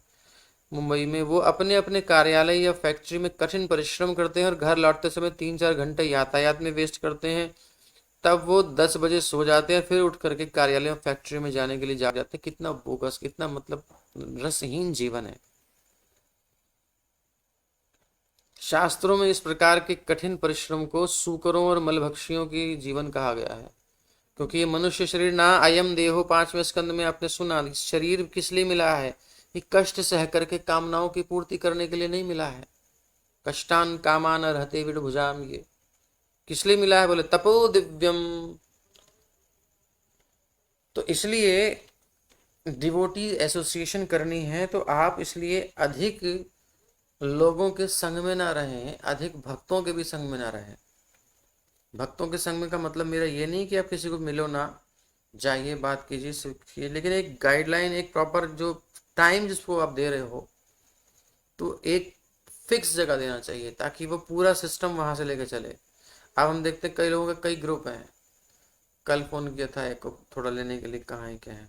प्रभु जी कई सारे ग्रुप हैं, तो थोड़ा इधर भी देते हैं, थोड़ा उधर भी देते हैं, और फिर वो भी, ये भी, वो भी, तो हौच पौच में चल रही लाइफ। कोई उसको मैनेज नहीं कर पाता, न डिवोटी उसको बता पाते। वो सोचते हैं कि ठीक है सुन रहे। कुछ लोग होते हैं वो इसमें संतुष्ट रहते हैं कि सुनने आ जाते हैं, बस उसके बाद क्या हो रहा है कुछ पता ही नहीं। लाइफ में चेंज ही नहीं है, ईजी लाइफ नहीं हो रही, टफ हो रही है। तो वो तो एक इन्वेस्टमेंट नहीं, वो तो बिजनेस होगी ना आपकी। एक इधर भी सुन रहे उधर भी, ये तो ड्यूटी पूरी कर रहे हो, उसमें कुछ मिल क्या रहा है? जीवन को सिस्टमेटिक करना है, सजाना है, संवारना है। तो जहां से समझ में आता है वहां सुनिए, या 2 जगह 3 जगह सुन रहे हो तो वो एक लाइन में होना चाहिए। ये जिस व्यक्ति के संपर्क में आप हैं, जिसको भी मानते हैं, उसको पता होना चाहिए कि हम कहाँ कहाँ जा रहे हैं, क्या क्या कर रहे हैं। फिर वो बताएगा कहाँ नहीं जाना है, कहाँ जाना है, और जाना है तो कब जाना है, कितना जाना है, ताकि आपका जो जीवन का ग्राफ है ठीक से चले। आपका मेटेरियल लाइफ भी, जो भौतिक जीवन है, जो जीवन यापन की व्यवस्था, वो भी ठीक से रहे और आप अध्यात्म में भी उन्नति करो। पता चला इधर तो फिर बहुत ज्यादा हो गया, इधर कम हो गया, तो फिर इधर वाले खींचते हैं, इधर आ जा, रस्सा कशी चलती है। और कुछ काल बाद कहता है प्रभु जी इधर ही ठीक है। अब इधर खींचते हैं, फिर इधर खींचते हैं, डिवोटी खींचते हैं, इधर आओ, वो खींचते इधर आओ, बैलेंस ही नहीं कर पाता आदमी। तो ये कुछ दोष होते हैं, इसलिए थोड़ा बुद्धि से काम करना चाहिए। ये मनुष्य जीवन मोक्ष के लिए है, ये याद रखना चाहिए। कामनाओं की पूर्ति के लिए परिश्रम करने के लिए नहीं मिला है। जिन्होंने इस जगत में भौतिक शरीर धारण किया है और जिन्हें ये मनुष्य शरीर मिला है, उन्हें केवल इंद्रियों की तृप्ति के लिए दिन रात कठिन परिश्रम नहीं करते रहना चाहिए, क्योंकि ये इंद्रिय तृप्ति तो कुत्तों और सुअरों को भी मिल जाती है इजीली। देख सकते हो, मल के लिए कोई काम नहीं करता है, हैं? कुत्ता सुअर आदि, लेकिन उनको वो मिल जाता है। ऐसे ही सब कुछ मिल जाता है थोड़े से परिश्रम से। वो केवल जाता है चल करके और खाता है और आ जाता है। चिड़िया उड़ती है, परिश्रम करती है, पाती है, आ जाती है। ऐसे थोड़ा सा वर्क करना है। आजकल वर्क फ्रॉम होम भी चल गया है। थोड़ा टाइम निश्चित करके वर्क करना है, उसके बाद दिमाग से निकाल दो काम को। फिर डिवोशन है, डिवोशन के समय निकालो काम को, डिवोशन रखो, और फिर उसके बाद फिर काम में लग जाओ ढंग से, कंसंट्रेट के साथ, एकाग्रता के साथ, इस रस में रहते हुए, इस रस का अनुभव करते हुए। फिर उसके बाद आराम से काम हो गया, खत्म बात। बैलेंस जरूरी है। श्रीमद् भागवतम और भगवत गीता सुनने हेतु कुछ समय निकाले मनुष्य को चाहिए, यही वैदिक संस्कृति है। मनुष्य को जीविकोपार्जन हेतु अधिक से अधिक 8 घंटे कार्य करना चाहिए। कितना? अधिक से अधिक 8 घंटे। जिसके अलावा जो टाइम हम देते हैं वो फिर हम सुअर की श्रेणी में और गधे की श्रेणी में आ जाते हैं। फिर हम वो काम कर रहे हैं। 8 घंटे तक तो मनुष्य को करना चाहिए अपने जीविकोपार्जन के लिए। और दोपहर के पश्चात या संध्या समय गृहस्थ को भक्तों की संगति में भगवान श्री कृष्ण के अवतारों और उनके क्रियाकलापों के विषय में सुनना चाहिए। और इस प्रकार धीरे धीरे माया के बंधन से मुक्त हो जाना चाहिए। धीरे धीरे मुक्त हो जाएंगे, एकदम से कैसे हो सकते हैं? नहीं हो सकते। तो धीरे धीरे रे मना धीरे सब कुछ होए। बहुत स्लोली स्लोली हमारे अंदर लाइफ में चेंजेस आते जाएंगे, बस लगे रहें, छोड़े ना। किंतु गृहस्थ श्री कृष्ण कथा सुनने के लिए समय निकालने के बदले अपने अपने कार्यालयों या फैक्ट्रियों में कठिन परिश्रम करने के पश्चात फिर होटलों में जाता है, क्लब में जाता है, और ये टीवी के सामने बैठता है, या कि फोन में कॉलिंग में लग जाता है, कि सर्फिंग करने लगता है, जहां वो श्री कृष्ण कथा न सुनकर असुरों और अभक्तों की राजनीतिक गतिविधियों को सुनकर प्रसन्न होता है, और मैथुन, शराब, स्त्री और मांस का भोग करके समय को वेस्ट करता है।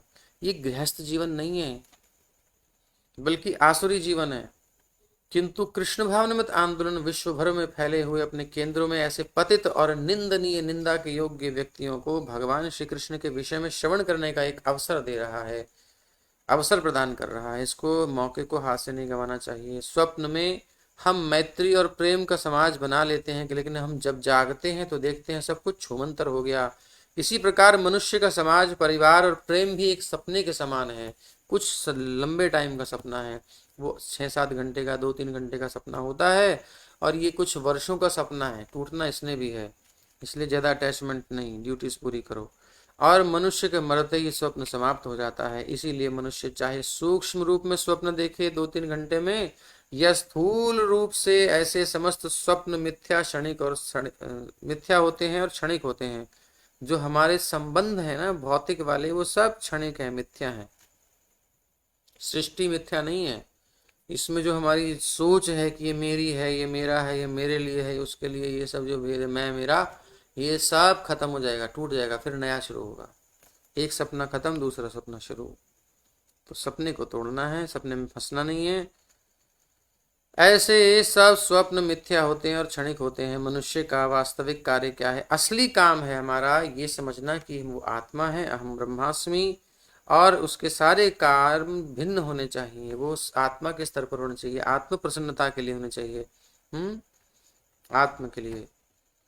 तभी वो सुखी हो सकता है। कवरिंग के लिए काम करेगा, सपने के शरीर को अपनी लाइफ मान करके रोता रहेगा, मेरा जीवन नष्ट हो गया, मेरा सपना टूट गया, मैं क्या करूं। फिर सोए, दोबारा सपना नया मिलेगा, वो तो मिलना नहीं उसे। तो ऐसे ही इस क्षणिक शरीर के चिंतन में मटेरियल लाइफ पे ज्यादा ध्यान, इतना टेंशन नहीं लेना चाहिए। ये खत्म करो, सब खत्म हो ही जाएगा। ये सब मेंटेन करके कम से कम में और अधिक से अधिक समय अपने लिए देना है। अपने बच्चा जो रियल में है, बच्चा आत्मा, जो पति की आत्मा, पत्नी की आत्मा, जो हमारी माता पिता की आत्मा, फैमिली में जो आत्मा तत्व है, उसके लिए टाइम देना है। एक्चुअली यही हमारा असली प्रेम है। ब्रह्मभूत प्रसन्नात्मा, तब हम प्रसन्न हो जाते हैं। न शोचति न कांक्षति, न शोक करते हैं कि क्या हो गया, न कांक्षति, न इच्छा करते हैं कि ऐसा हो जाए। डिजायर ही खत्म हो जाएगी, क्योंकि उस प्लेटफॉर्म पर डिजायर की जरूरत ही नहीं है इस प्रकार की। समः सर्वेषु भूतेषु, फिर वो किसी जगह चिपकेगा नहीं एक जगह जाकर के, वो समः सर्वेषु भूतेषु, फिर इक्वल हो जाएगा सबके लिए, सम हो जाएगा, सब पर दया होगा। भगवान भी सम है, सब पर मोरी बराबरी दाया, समोहम सर्वभूतेषु, जीव भी सम हो जाएगा, तब इक्वल होगा ब्रह्म के। तो वो है ब्रह्म के समान होना। जैसे भगवान सबके प्रति, जीव भी सबके प्रति।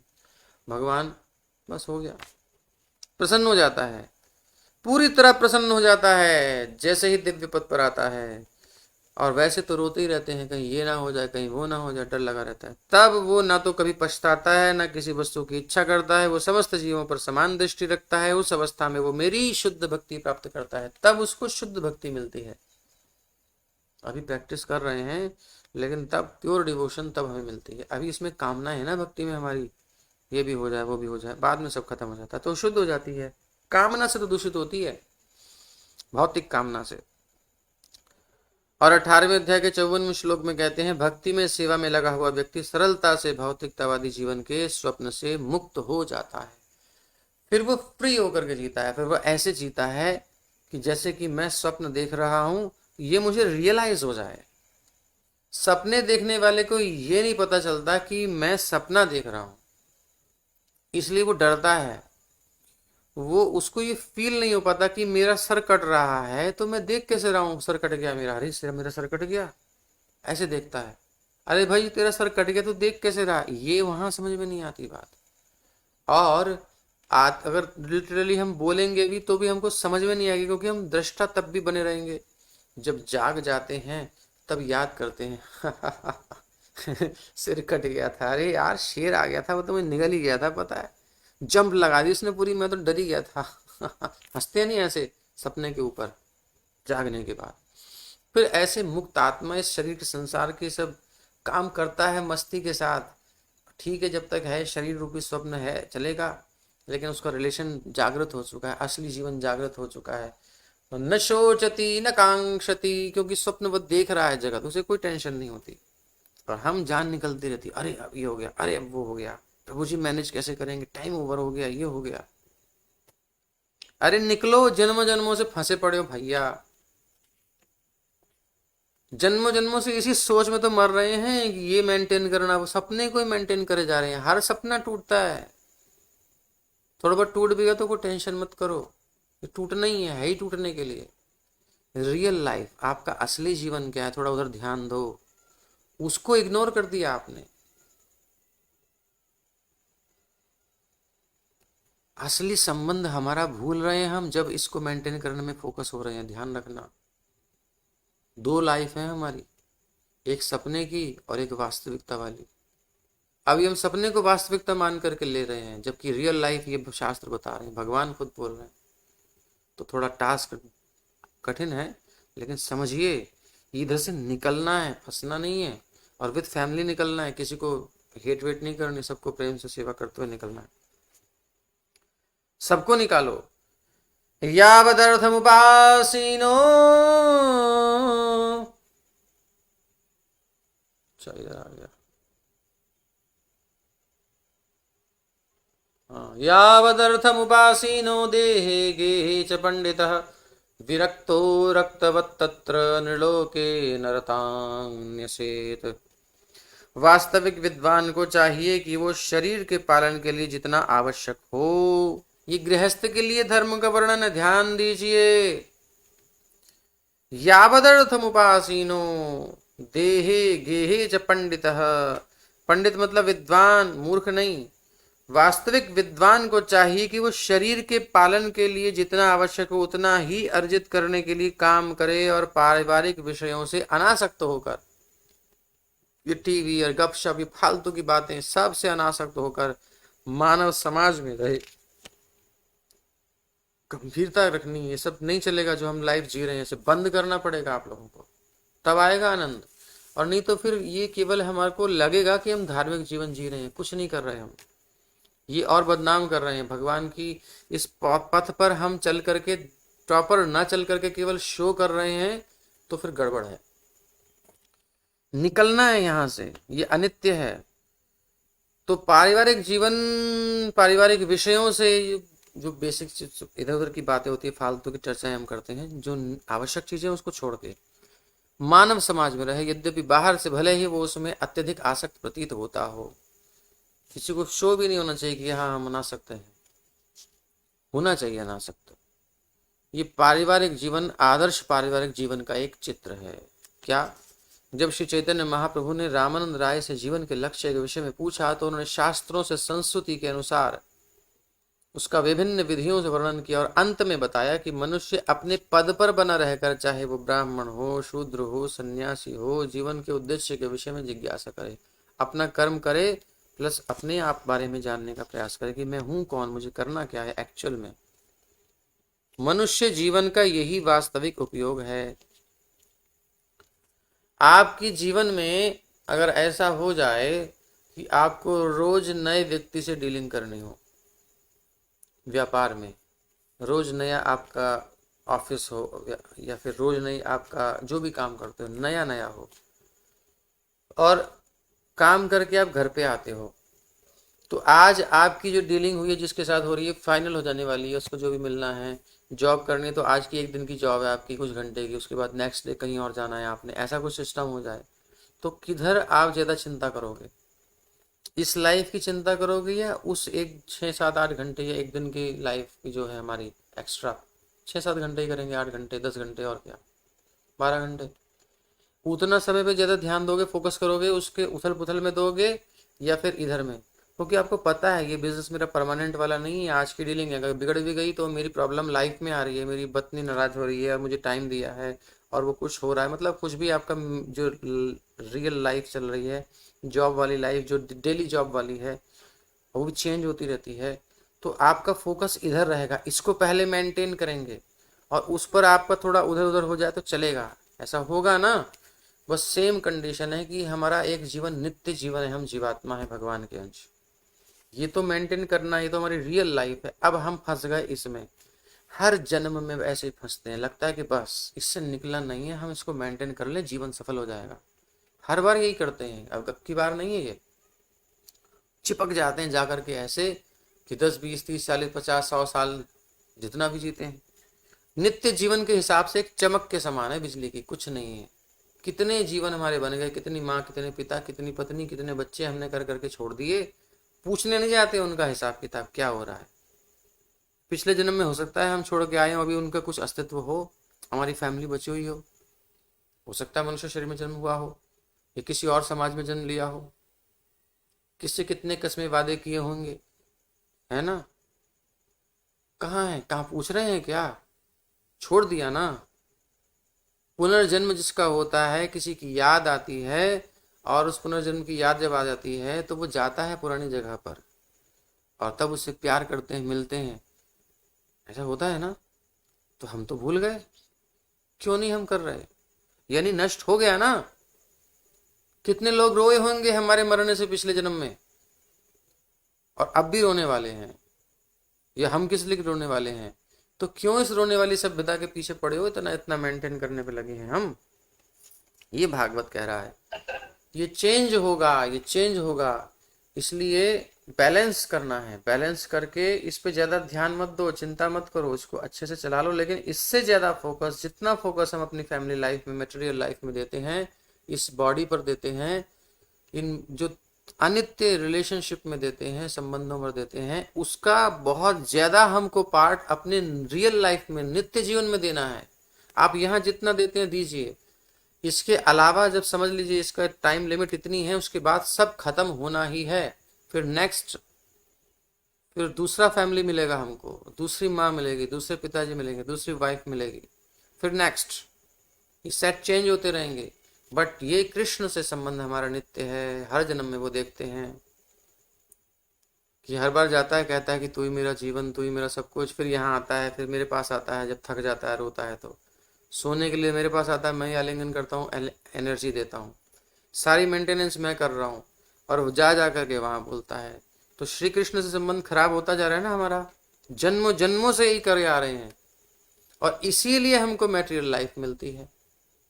तो कम से कम ये फिगर माइंड में होनी चाहिए, कम से कम कुछ पता होना चाहिए कि रियलिटी क्या है, तब हम निकल पाएंगे। नहीं तो यही इंपॉर्टेंट रह जाएगा, जबकि ये है नहीं इंपॉर्टेंट। और फिर भगवान स्वीकार कर रहे हैं कि तुम इसको मेंटेन करो, बस मेरे साथ भी रहो, तो और क्या चाहिए। अथा तो ब्रह्म जिज्ञासा, मनुष्य शरीर मिला है तो अपना सब कुछ जो भी हमारा भौतिक जीवन है उसे चलते चलते थोड़ा अपने बारे में जिज्ञासा करनी चाहिए कि आखिर हमसे भगवान चाहते क्या हैं, हम क्यों हैं, हमारा कोई है कि नहीं है नित्य संबंधी, सोलमेट कौन है हमारा, कृष्ण जानना चाहिए। मनुष्य जीवन का यही वास्तविक उपयोग है। ये बात हम ही समझ सकते हैं और कोई योनि में नहीं समझ सकते। जब अनावश्यक ही मनुष्य इस मानव स्वरूप का दुरुपयोग पशुओं जैसी वृत्तियों में भोजन ग्रहण करने, सोने, मैथुन करने, रक्षा करने में करता है, सिक्योरिटी में ज्यादा ध्यान देता है, और उस माया के चंगुल से छूटने का प्रयास नहीं करता जो इनसिक्योरिटी दे रही है। इनसिक्योरिटी में सिक्योरिटी खोज रहे हैं हम, कैसी बड़ी बात है बताओ।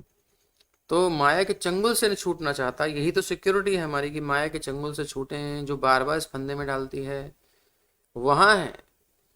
तो इस प्रकार तब तक वो जन्म मृत्यु जरा व्याधि के चक्कर में पड़ा रहेगा और विभिन्न योनियों में धकेला जाएगा, दंड मिलेगा, जहां से भौतिक प्रकृति के नियमों के अनुसार से विकास करना पड़ेगा। फिर वही निम्न योनियों को भोगो और फिर निकलो, फिर मौका मिलता है, फिर खत्म।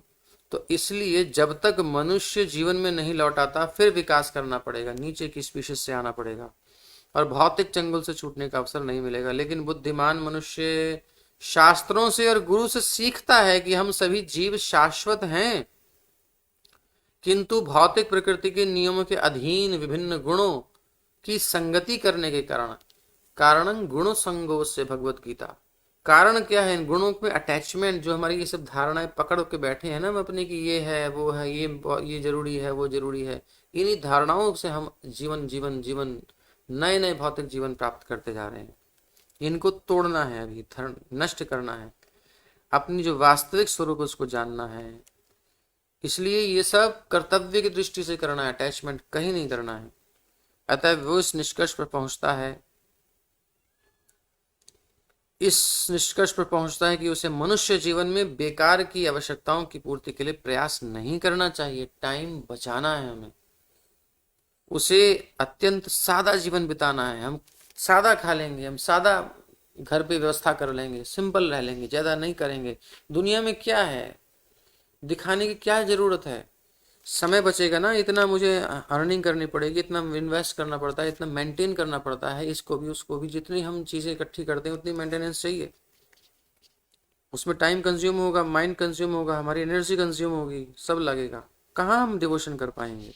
इसलिए मिनिमाइज कर देता है भौतिक जीवन को, अत्यंत सादा जीवन बिताना चाहिए, क्योंकि एक हायर पर्पस है हमारे पास, बहुत ऊंचा एक उद्देश्य है कि परमानेंट सॉल्यूशन मिल रहा है हमारे जीवन का, निश्चित समाधान।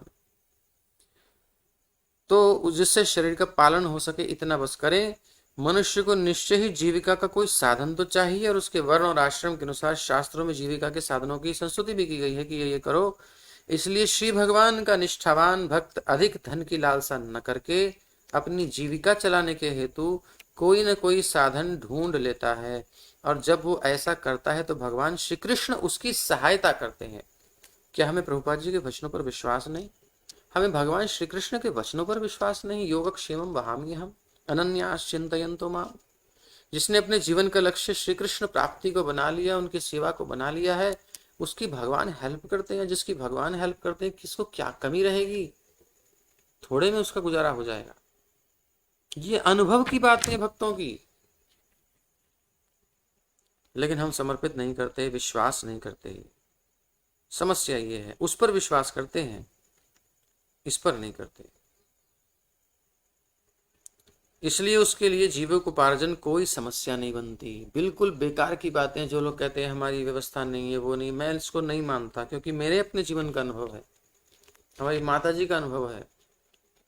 जब मैं घर छोड़ा था तो कोई नहीं था माता पिता का, और वृद्ध थे, लेकिन मैंने स्वार्थ के लिए नहीं छोड़ा था। मैंने श्री कृष्ण से कहा था, तो बहुत समझा, मैंने बहुत क्वेश्चन किया, क्योंकि हम भी अटैच थे माता पिता से, अकेले थे, तो बहुत प्रेम दिया है उन्होंने बचपन से, और आसक्ति होती है। लेकिन श्री कृष्ण की भक्ति के लिए वो वातावरण बन नहीं पा रहा था। आसक्ति जो होती है ना, वो खतरनाक ही होती है। प्रेम तो नहीं छोड़ना चाहिए, लेकिन आसक्ति छोड़ देनी चाहिए। तो नहीं हो पाता था, एक वैराग्य था अंदर। तो मैंने कहा कि मैं अपने सुख के लिए तो नहीं छोड़ रहा ना, श्री कृष्ण आपने कहा है तो आपको देखना है, और मन से निकाल दिया, साल भर तक छोड़ दिया। उस समय इतनी अनुभूतियां हुई कि हमको जो सोचते थे माँ हमारे मुंह में खिलाती है, बड़े इतना बड़ा हो गया था तब भी एक और खाता था, इतना इतना आकर्षण, इतना आसक्ति, सोचिए। और वो जंगलों में भटक रहा है, उसके पास कोई व्यवस्था नहीं है, ट्रेन में भी बिना टिकट के बैठ के जा रहा है, कैसे कैसे जा रहा है, कहाँ कहाँ दूर दूर जा रहा है, कैसे रह रहा है, साधु संतों का संग कर, कहीं घूम रहे हैं, कहीं पड़ गए। वो जीवन जी करके देखा कि भगवान कैसे केयर करते हैं, और फिर फैमिली की चिंता नहीं करी। लेकिन पीछे से माता जी ने कहा कि कम खर्चा, मतलब कम धन आता था, और उदास भी थी, लेकिन उससे इतना शांति में जीवन चलता था। रोज पाठ करती थी भागवत का, और जो कुछ स्तुतियां, उनको कुछ अनुभूतियां हुई, भगवान की कृपा मिली। मतलब आप अगर कृष्ण को समर्पित करते हो ईमानदारी से, तो आपकी फैमिली भगवान की टेक केयर कर लेते हैं। लेकिन उन पर हमको विश्वास कतई नहीं है। हमें उस खूसट बॉस पर विश्वास है, जो हमारी टांग खींचता रहता है, तूने ये काम नहीं किया, वो काम नहीं किया, तेरी सैलरी कटेगी, तू आज टाइम पर नहीं आया, और ये ऐसा नहीं चलेगा। उस दुष्ट के पीछे हम विश्वास कर लेंगे। लेकिन इतने प्यार से भगवान करें, अहम वहामी, मैं बहन कर रहा हूं ना तेरा योगक्षेम, उस पर विश्वास नहीं करते। इसलिए दुर्गति होती है, जन्म जन्मांतर, युग युगांतर, कल्प कल्पांतरों तक होती रहेगी दुर्गति। नहीं बचेगा वो जीव जो भगवान की वाणी पर विश्वास नहीं करता। धिक्कार है हमारे मनुष्यत्व को। पशु भी अच्छे हैं, वो अपने कुत्ता अपने मालिक पर विश्वास करता है, उसे पता है मेरा मालिक मुझे रोटी देगा, टुकड़ा देगा। एक गैया विश्वास कर लेती है, भैंस विश्वास कर लेती है। एक पालतू पशु जानता है किसने मुझे पाला है, देगा। लेकिन हम तो मनुष्य होकर के भी पशुओं से भी नीच हो गए कि हम भगवान की वाणी पर विश्वास नहीं करते। हमको अपने जीवन यापन की चिंता हो रही है। पेट में थे तो किसने खिलाया था? जब गोद में आए थे, अन्न नहीं खा सकते तो दूध किसने बनाया था? ये सृष्टि किसने बनाई है? ये अन्न किसने बनाया, पैदा किया है? थोड़ा सोचते क्यों नहीं अपने मन से, कहते क्यों नहीं हमें, जो इतना ठगता रहता है अपना मन। सारी व्यवस्था सृष्टि में भगवान ने हमारे लिए की है। केवल एक काम कहते हैं कि अपना जीवन मुझे दे दो, मैं तुम्हारा असली बंधु हूं। और वो केवल मेरे नहीं है, वो आपके भी, वो हमारी बच्चे के भी, पत्नी के भी, सबके बंधु हैं। वो सबकी टेक केयर करने को तैयार है, बट हम देना नहीं चाहते। बहुत बड़े कर्मयोगी बनेंगे, वो कर्मी बनेंगे हम, भाई बहुत बड़े जो हम करने वाले हैं, हम मेंटेनेंस करेंगे। जब हाथ पांव टूट जाते हैं तब कौन करता है? जब मर जाता है फैमिली का मेंबर, तब कैसे जीते हैं सब? होता है ना। और जिनके सब कुछ है तब भी लोग भटकते हैं, उनके पास व्यवस्था नहीं होती। जिनके पास सब कुछ होता है, कभी कभी वो भी देखा गया है कि सब कुछ होने के बाद भी उसके पालन ठीक से नहीं हो पाता। तो कुछ और चल रहा है। समझिए, ये मनुष्य जीवन इसीलिए मिला है और किसी काम के लिए मिला नहीं है। लाइफ बहुत इजी है, जीवन बहुत सरल है, हमने इसे टफ बना दिया है हमारी गलत धारणाओं के कारण। इतनी सिक्योरिटी भगवान ने दे दी, इतनी सुरक्षा भगवान ने दे दी। कितने भक्तों के चरित्र हैं, सुनो उनको। लेकिन अनुभव तब होता है जब श्री कृष्ण के उद्देश्य से, ईमानदारी से हम समर्पण करते हैं। स्वार्थ नहीं होता उसमें अपना। भगवान लेते हैं जीवन का भार, ये देखा गया है। इसलिए श्री भगवान का निष्ठावान भक्त अधिक धन की लालसा न करके अपनी जीविका चलाने के लिए कोई ना कोई साधन ढूंढ लेता है। और जब वो ऐसा करता है, भक्त है, तो भगवान श्री कृष्ण उसकी सहायता करते हैं। ये गोल्डन वर्ड्स हैं, इनको इनको बार बार पढ़ो। जितने भी गृहस्थ हैं, हमको चिंता हो रही है अपनी कि हम ही करने वाले हैं, भगवान हेल्प कर रहे हैं। सबकी हेल्प नहीं करेंगे, वो अपने कर्मों के फल भोगेंगे, लेकिन डिवोटी जब करेगा कुछ परिश्रम, उसको नीड होती है कि मुझे डिवोशन करना है प्रभु, मुझे टाइम चाहिए, मुझे प्लीज चाहिए। कैसे नहीं हो सकता, होता है, उसकी व्यवस्था होगी, बशर्ते वो ईमानदारी से भोग विलास ना करे, सिंपल लिविंग में संतुष्ट रहे। भूखा नहीं मरेगा, उसको सोने को मिलेगा, उसको जो आवश्यकताएं मिलेंगी। बल्कि हम तो कहते हैं ज्यादा देते हैं भगवान, इतना मांगो इतना दे देते हैं कि संभाला नहीं जाता। हम तो ये देखते हैं, इसलिए हम सच बताऊं अपनी बात, मैं मना करता हूं प्रभु ज्यादा मत दे देना प्लीज। थोड़ा सा भी अधिक होने लगता है मुझे डर लगने लगता है कि क्या करूं, कैसे करूं, ये क्यों हो रहा है, मतलब तो मेरे पतन के चांस है, इसलिए नहीं आना चाहिए मेरे पास ऐश्वर्य अधिक। मैं नहीं चाहता, हाँ जो मुझे चाहिए मेरा काम हो जाए, बस इतना कहता हूं, और वो हो जाता है। कुछ भी नहीं होगा फिर भी हो जाएगा। विश्वास रखिए, जरूरी नहीं है आप संग्रह करेंगे तभी काम होगा। ये बहुत संग्रह कर करके भी लोगों के काम नहीं बनते। भगवान जब साथ में है, उन पर विश्वास है पूर्ण, सब काम बनेंगे, कोई नहीं रुकेगा। लेकिन ऐसी श्रद्धा कहाँ है हम लोगों की। हम तो और अपने ऊपर विश्वास रखेंगे, इस पर विश्वास रखेंगे, उस पर विश्वास रखेंगे, भगवान पर नहीं करेंगे। बस वास्तविक समस्या तो जन्म मृत्यु तथा जरा के बंधन से मुक्त होने की है। ये समस्या नहीं दिखाई देती, छोटी मोटी समस्याएं दिखाई देती हैं।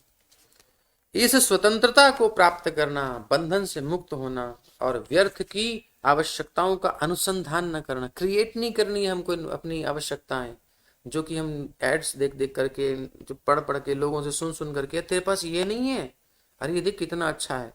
ये जो हम कलेक्शन करते हैं ना माइंड में पहले, फिर हम वास्तविक रूप से चीजों को इकट्ठा करते हैं। ये सुनना बंद करो, उसके बाद इकट्ठा करना बंद करो, श्री कृष्ण की कथा सुनो, अधिक से अधिक भागवत। फालतू का इन्वेस्ट जो हम टाइम करते हैं, वेस्ट करते हैं, देखना चाहिए कहाँ वेस्ट कर रहे हैं। किन बेकार की चीजों को हम एक सेकंड भी सुनते हैं ना, वो जहर है हमारे जीवन में, वो ही हमको विश्वास नहीं होने देती भगवान में। जब न्यूज चैनल्स नहीं थे तो क्या जीवन नहीं था, शांति से था। अभी अशांति हो गई है। आवश्यकताओं का अनुसंधान नहीं करना, अनावश्यक जितनी आवश्यकताएं उनकी पूर्ति करने की भगवान को भी दरकार है, जीव को दरकार है, भगवान दे रहे हैं व्यवस्था, बट अनावश्यक हम आवश्यकताओं, अब वो पता कैसे चलेगा जब तक भक्त को बताएंगे नहीं कि मेरी लाइफ में क्या चल रहा है, और भक्तों से बात हमें करनी नहीं है। हम तो सोचते हैं बस सुनते रहो, हो गया। तो इसलिए तो हम व्यवस्था दिए हैं भैया, इतनी हम चर्चा कर रहे हैं। क्या आप हमको दे रहे हो कुछ, भौतिक दृष्टि से हम कुछ कर रहे हैं क्या आपसे? क्यों इतनी खोपड़ी लगा रहे हैं कि भाई ग्रुप बना रहे हैं, मैनेज कर रहे हैं। आप जितने के प्रश्न आते हैं तुरंत उत्तर देने का प्रयास करता हूं, भले मैं कितना बिजी हूं। कहीं भी ऐसी सिचुएशन में होता हूं, थोड़ा बहुत कभी कभार किसी को कहा होगा, मुश्किल से, अदरवाइज मैंने उत्तर दिया है। मेरा कर्तव्य जो है वो निभा रहा हूं, प्लीज अपना कर्तव्य निभाइए और इस दुखमय संसार से निकल जाइए। इस दुखमय संसार में कोई निकालने वाला नहीं है, सब फंसाने वाले हैं। जितने भी हैं ना, सब संसार में खुद फंसे हुए हैं, आपको फंसाएंगे। एक रास्ता खुला है कुछ समय के लिए, इस गेट से बाहर निकल जाइए प्लीज, फिर गेट बंद हो जाएगा, कोई चांस नहीं बचेगा। सारी फैसिलिटी भगवान दे रहे हैं, तो हमको आवश्यकताएं बढ़ानी नहीं है, क्रिएट नहीं करनी है, मिनिमाइज करनी है। देखना है कि किस चीज के बगैर हमारा काम चल सकता है अच्छे से। वो सोच बदलनी होती है, बस बस हटा दो उसको, तुरंत हटा दो, दे दो किसी को जिसको नीड है। फिर देखो आपके जीवन में कितना इजी टाइम बचेगा। बहुत कुछ ऐसा है अभी हमारे पास, उसको हम छोड़ भी सकते हैं तो भी काम चल जाएगा। मनुष्य को कहाँ हम इन्वेस्ट कर रहे हैं गलत अपना टाइम, उसको भी छोड़ सकते हैं, टाइम बचेगा। भगवान की सेवा में लगाइए। मनुष्य को अपने आप जो भी जीविका के साधन प्राप्त हो जाएं, उनसे संतुष्ट रहना चाहिए। आधुनिक भौतिकतावादी सभ्यता आदर्श सभ्यता से सर्वथा विपरीत है। एक जो आइडियल सभ्यता होती है, एक उससे बिल्कुल अपोजिट है आज की सभ्यता। बिल्कुल उल्टा जीवन है, कुत्ते गधे का जीवन है। वो भी अच्छे हैं, सोते हैं कम से कम। आदमी तो आजकल रात के 12, 1, 2 बजे तक सो नहीं रहा है। किस लिए? बस काम में लगा पड़ा है, कुछ कर रहा है फालतू की चीजें। डिवोशन में जागे तो बात है, चलो ठीक है, क्यों जाग रहा है? खा भी नहीं पाते आदमी ढंग से, फास्ट फूड क्यों चल रहा है, फास्ट फास्ट हो गई जीवन जिंदगी, आप सही से जी ही नहीं पा रहे हो, तो फायदा क्या आपकी अर्निंग का? इधर आपकी लाइफ सारी स्पॉइल होती जा रही है, जीवन युवा अवस्था खर्च होती जा रही है धन कमाने में, बुढ़ापे में वही धन अपने ऊपर खर्च करते रहना, शुगर फिर होती है, फिर ब्लड प्रेशर होता है, फिर दुनिया भर की चीजें होती हैं। ये अनियमित लाइफ स्टाइल से होता है, मोस्टली टेंशन से होती है शुगर वगैरह, ये सब कॉज अंदर है। लाइफ स्टाइल बनाए क्यों ऐसा? इधर धन कमाया, उधर खर्चा किया, तो थोड़ा सा पहले ही कम खर्चा कर दो, पहले ही सिंपल लाइफ जी लो, इजी लाइफ जी लो, रिलैक्स फील कर लो, रोगी नहीं होंगे, खर्चा ही नहीं होगा। और फिर कुछ होता है तो भगवान है ही है, मगर उनको विश्वास नहीं है हमको, तो फिर कैसे होगी लाइफ? थोड़ा सा बुद्धि से काम करें। आधुनिक भौतिकतावादी सभ्यता आदर्श सभ्यता से बिल्कुल विपरीत है, इसलिए समाज में किसी को आइडल मत देखो, सब लोग उल्टा जीवन जी रहे हैं। आपको सीधा जीना है, लेकिन वो कहेंगे कि तुम उल्टा जीवन जी रहे हो, क्योंकि सारी दुनिया उधर चल रही है। अब शीर्षासन हमारी माता जी आपको सिखाएंगी, सीखना मत लेकिन, क्योंकि सबके बस की नहीं है। मैं एक बात कह रहा हूं कि शीर्षासन करोगे तो आपका सिर नीचे होगा और पैर ऊपर होंगे। अब आपके पास जो भी आएगा वो आपको उल्टा दिखाई देगा कि नहीं देगा, मुझे बताओ? दिखाई देगा ना?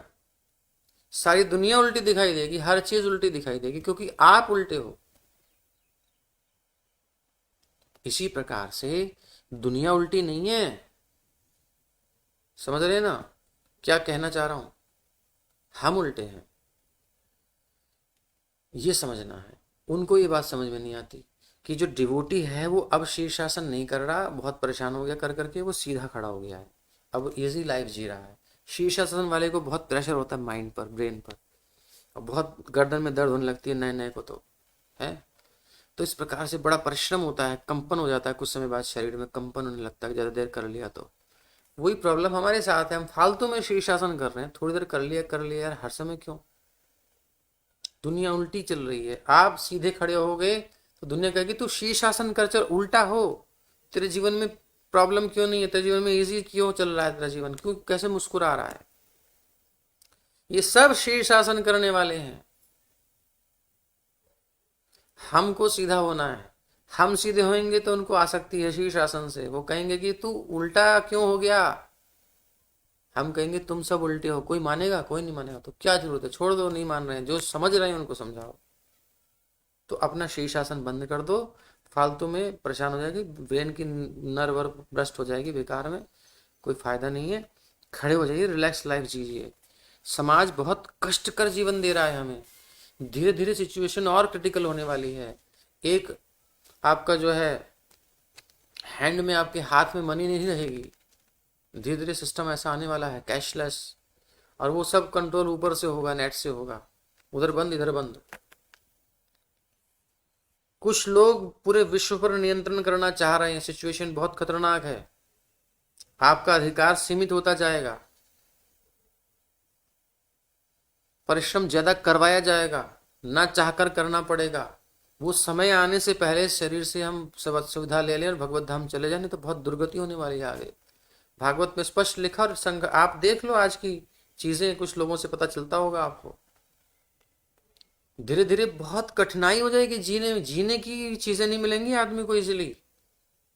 देख ही लो ना, अब वोट किस लिए देते हैं हम लोग? पेट्रोल सस्ता हो जाए, प्याज सस्ता हो जाए, आलू सस्ते हो जाए, मतलब ये सब क्या है? ये वोट देने इसके लिए होते हैं, वोट के नेता इसलिए होता है। ये तो मूलभूत आवश्यकताएं हैं, कुछ चीजें जो सही हैं, जो मिलनी चाहिए प्रजा को, सबको सुलभ होनी चाहिए, इसके लिए कोई उनको परिश्रम ज्यादा नहीं करना चाहिए, लाइफ बहुत इजी होनी चाहिए। इससे बड़े वाले मुद्दे खो जाएं आदमी के, उसको इतना इतना श्रिंक कर दिया, उसके माइंड को इतना दबा दिया, इतना सोच छोटी कर दी कि वो बड़े बड़े मुद्दे सोच ही ना पाए कि इसके पीछे वो क्या कर रहे हैं। छोटी छोटी चीजों में उलझा दो उसको, प्रजा को। ये आज के शासन की व्यवस्था है। कुछ सज्जन है वो कर नहीं पाते ज्यादा, और हर पार्टी में सज्जन है, ऐसा नहीं है कि हम किसी पार्टी की बात नहीं कर रहे, लेकिन वो क्या करें, मजबूरी है। करते हैं अपने स्तर से पर्सनली, बट ज्यादा नहीं कर पाते। सिस्टम एक ऐसा वातावरण है, आप धीरे धीरे आपको भ्रमित किया जाएगा, पूरी दुनिया में भ्रमित किया जाएगा, एक भांग खिलाई जाएगी सबको, सोच बदली जाएगी सबकी, लगेगा कि इसके बिना कुछ है ही नहीं। आज इंटरनेट बंद हो जाए आदमी मर जाएगा, बहुत सारे को तो हार्ट फेल हो जाएंगे कि ये क्या हो गया। ये डिपेंडेंसी बढ़ती जा रही है, निर्भरता बढ़ती जा रही है, हम और फियरफुल होते जा रहे हैं, हम खतरनाक काल के मुंह में जा रहे हैं। और अंत में कलयुग की ऐसी स्थिति हो जाएगी कि शासक जितने होंगे लुटेरे होंगे, प्योर लुटेरे। कोई भी चीज होगी आपकी लूट की जाएगी, राजा की होगी, प्रजा उसको भोग नहीं सकती, वो केवल परिश्रम करके देगी, वो भोगेगा राजा। ऐसे हो जाएंगे लुटेरे राजा। वहां जा रही है ये आपकी सिविलाइजेशंस, वर्ल्ड की, दुनिया की। तो क्या हम इस सिविलाइजेशन का स्वागत करने के लिए यहाँ रहना चाहते हैं? रहना चाहते हैं तो जैसे लाइफ जीनी है जीजिए। सिचुएशंस क्रिटिकल होने वाली हैं, बट भगवान की जो शरणागति ले लेगा, हिरण्यकशिपु जैसा शासन हो जाए, प्रहलाद महाराज को कष्ट नहीं होगा।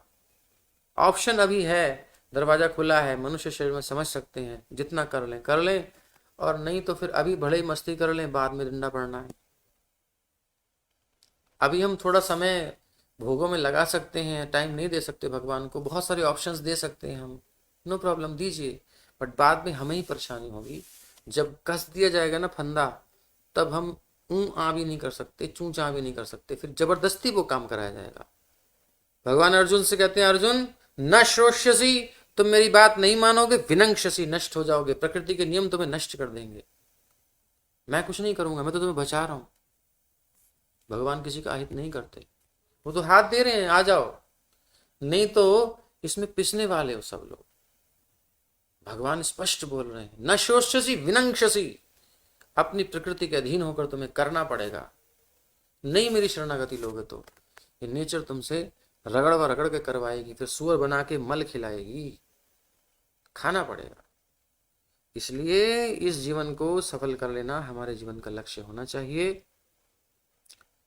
और आधुनिक भौतिकतावादी सभ्यता, इसको देख करके हमें अपने रंग नहीं बदलने चाहिए।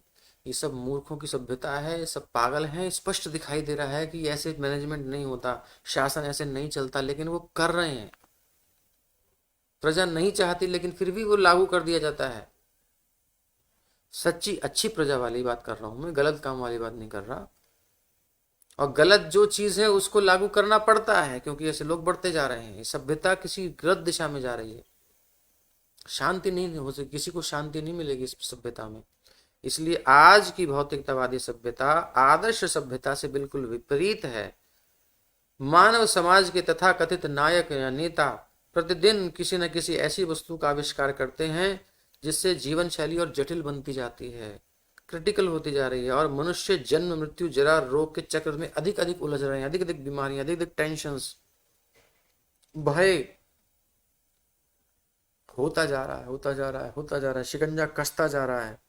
इससे पहले कि बिल्कुल रास्ता ना निकल बचे, हमें अच्छे से माइंड को फोकस करना है भगवान के चरणों में, और जितने से कम हमारा काम चल जाए प्लीज उतने पर ध्यान दो। अगर सच में इस जीवन में भगवत प्राप्ति चाहते हो सकती है, इसमें संशय नहीं है, परमानेंट सॉल्यूशन चाहते हैं लाइफ का, तो इस एक लाइफ को प्रभुपाद जी कहते हैं कृष्ण को दे दीजिए। थोड़ा कष्ट सहकर के भी दे देंगे ना तो अनंत जन्मों का कष्ट खत्म हो जाएंगे, और अभी थोड़ा सुख ले लिया तो अनंत जन्मों का कष्ट भोगने के लिए तैयार रहना पड़ेगा। इच्छा हमारी है, आगे की चर्चा आगे करेंगे, समय आपको ज्यादा नहीं लेंगे।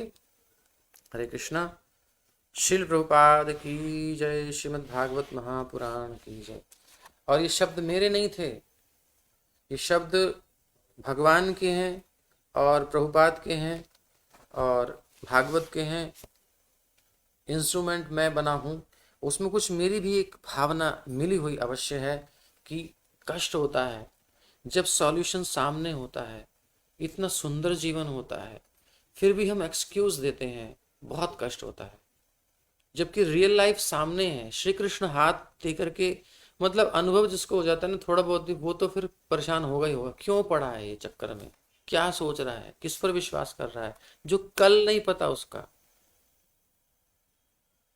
कल का नहीं पता जिन चीजों पर हम विश्वास कर रहे हैं, लेकिन कृष्ण कल भी थे और कल भी रहेंगे,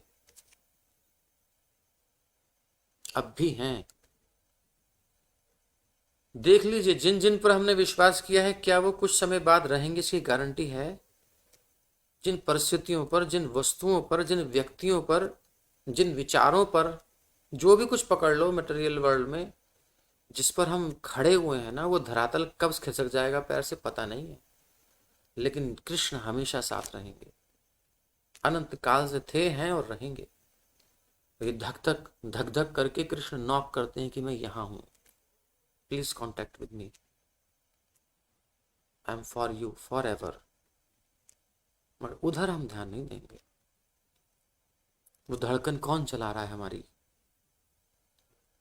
कौन सा ब्लड सर्कुलेशन, ब्लड प्रेशर दे रहा है अंदर से, हम उसको अपनी कमियों से ऊपर नीचे कर देते हैं लाइफ स्टाइल चेंज करके। बट भगवान की सृष्टि में सब ठीक ठाक है, हम बिगाड़ते हैं उसे। फिर भी नहीं समझे तो फिर कोई किसी का कुछ नहीं कर सकता। तो जो होना है होना ही है। हमारी तरफ से हमने प्रयास किया, और उस थोड़ी सी जो हमारी टीस थी उसमें अगर किसी को कष्ट हुआ हो तो मैं उससे क्षमा मांगता हूँ, वाणी से किसी को बुरा लगा हो तो। लेकिन जीवन की सच्चाई यही है कि इस जीवन को बिल्कुल वेस्ट मत कीजिए। थोड़ा एक बार खा लो, कोई बात नहीं, 2 टाइम नहीं भी मिलता है, लेकिन ऐसा कभी होगा नहीं, ये भी याद रखना। बट उस प्रिपरेशन के साथ रहो कि अगर हम तैयार हो जाए ना थोड़ा सा कष्ट सहने के लिए, भगवान की सेवा के लिए, तो कृष्ण इतनी कृपा करते हैं आपको संभाला नहीं जाएगा। तब आँख खोलेंगे कि यार कर कर के थक गए थे तब नहीं मिल रहा था, अब ऐसे ही आ रहा है। थोड़ा सा बटन दबाते हैं काम हो जाता है, किसी कुछ कह दें काम हो जाता है। तो ये अपने काम की चिंता नहीं, अब हमें सोचना है कि कैसे कृष्ण भक्ति में लगना है, श्री कृष्ण को कैसे संतुष्ट करें। वो जन्मों जन्मों से हमारी वेट कर रहे हैं, अनंत काल से वेट कर रहे हैं। सर्वधर्मान परित्यज्य मामेकम शरणम व्रज, आजा बेटा सब कुछ छोड़ के मेरे शरण में आ जा, तेरा कुछ नहीं है। तू पकड़ता है, सब छोड़ देते हैं। अरे जो मेकअप हम करते हैं वो भी छोड़ देता है शाम को, कहता है मैं जा रहा हूँ टाटा बाय बाय। जो बाल संवारते हैं ना पुरुष लोग, वो लगा लोगों के भी, वो भी शाम को कहते हैं सब बिगड़ गया। कुछ तो टिक नहीं रहा हमारे जीवन में, फिर भी हम कैसे उस पर विश्वास करें कि महान आश्चर्य होता है। सामने सामने चीजें नष्ट हो रही हैं, फिर हम विश्वास करते हैं उस पर और पूरा जीवन अर्पित कर देते हैं। महान आश्चर्य है। और श्री कृष्ण नित्य हैं, स्थित हैं, संपूर्ण विश्व में उनकी शक्ति दिखाई दे रही है, उनके नियम लागू हैं, चल रहे हैं इतने स्ट्रांगली, फिर भी हम विश्वास नहीं करते। साक्षात प्रकट होकर भगवान बोल रहे हैं योगक्षेम वहामी हम अनन्याश्चिंतयन्त, हो तो जा मैं तेरा योगक्षेम वहन करूंगा। हम ऊपर विश्वास नहीं करते। हम जाने किन किन की बातों को मान करके अपने माइंड में फिक्स करके बैठे हैं। उतना अगर श्री कृष्ण को कर लेते तो क्या बात थी। अभी पूर्ण कांदास जी कह रहे थे वो मास्क उनका नहीं लगा था, तो हॉस्पिटल में कहा मास्क मास्क लगाओ, ऊपर कर लीजिए मास्क। तो इतनी कॉन्शियसनेस हम दे रखे हैं, अपने बच्चों को सिखा रखे हैं, किस किस को दे रहे हैं कि वो निकलेगा तो मास्क पास में रहेगा उसके। इतना अगर हम कहें बेटा हरे कृष्ण याद करके बोला करो, तब काम कुछ किया करो, हरे कृष्ण भगवान को याद करो, ये इतना अगर कॉन्शियस इसमें हो जाए तो मास्क हमारा उद्धार नहीं करेगा। मास्क लगाने वालों को भी कोरोना हो गया, सब्जियां धो धो के खाने वालों को कोरोना हो गया, सोशल डिस्टेंस रखने वालों को भी कोरोना हो गया, जो भीड़ में नहीं गया उसको भी कोरोना हो गया।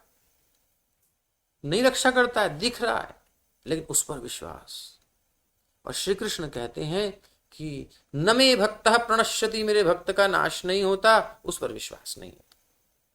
तो हम उसको क्यों नहीं बार बार फोर्स करते अपने बच्चों को, फैमिली को, श्री कृष्ण की शरण में चलो, पूरा पुरुषार्थ करिए। पुरुषार्थ में कमी नहीं है, आलस्यों की जगह नहीं है भक्ति में, लेकिन उसके बाद भगवान पर निर्भर होकर दत्तचित्त होकर भगवान का भजन करिए, कभी कमी नहीं आ सकती। हरे कृष्ण। कल प्रातः काल फिर मिलते हैं नए उत्साह के साथ और कुछ जीवन में परिवर्तन के साथ, इसी आशा से अभी हम विजय श्रीमद् भागवत जो माया पर विजय प्राप्ति के फलस्वरूप हमारे समक्ष प्रस्तुत हुआ है, प्राप्ति के लिए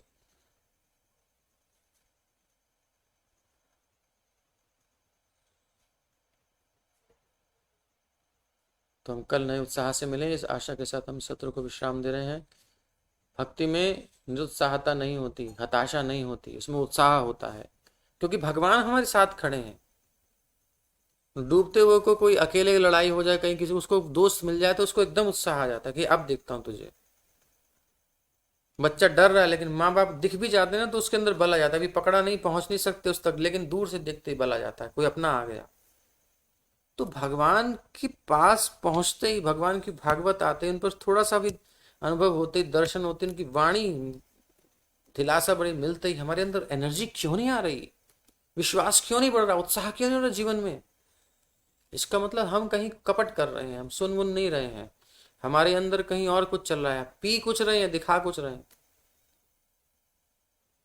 ये अंदर जाएगा रस तो उत्साह दिए बिना रहेगा नहीं, विश्वास दिए बिना रहेगा नहीं, आपको बल दिए बिना रहेगा नहीं। ये ऐसा अमृत है, अमृत पीकर के आदमी मरे ऐसा संभव ही नहीं है। श्रीमद् भागवत अमृत है, कथामृत है, इसे पीजिए और अपना जीवन सफल कीजिए। हरे कृष्णा। धन्यवाद।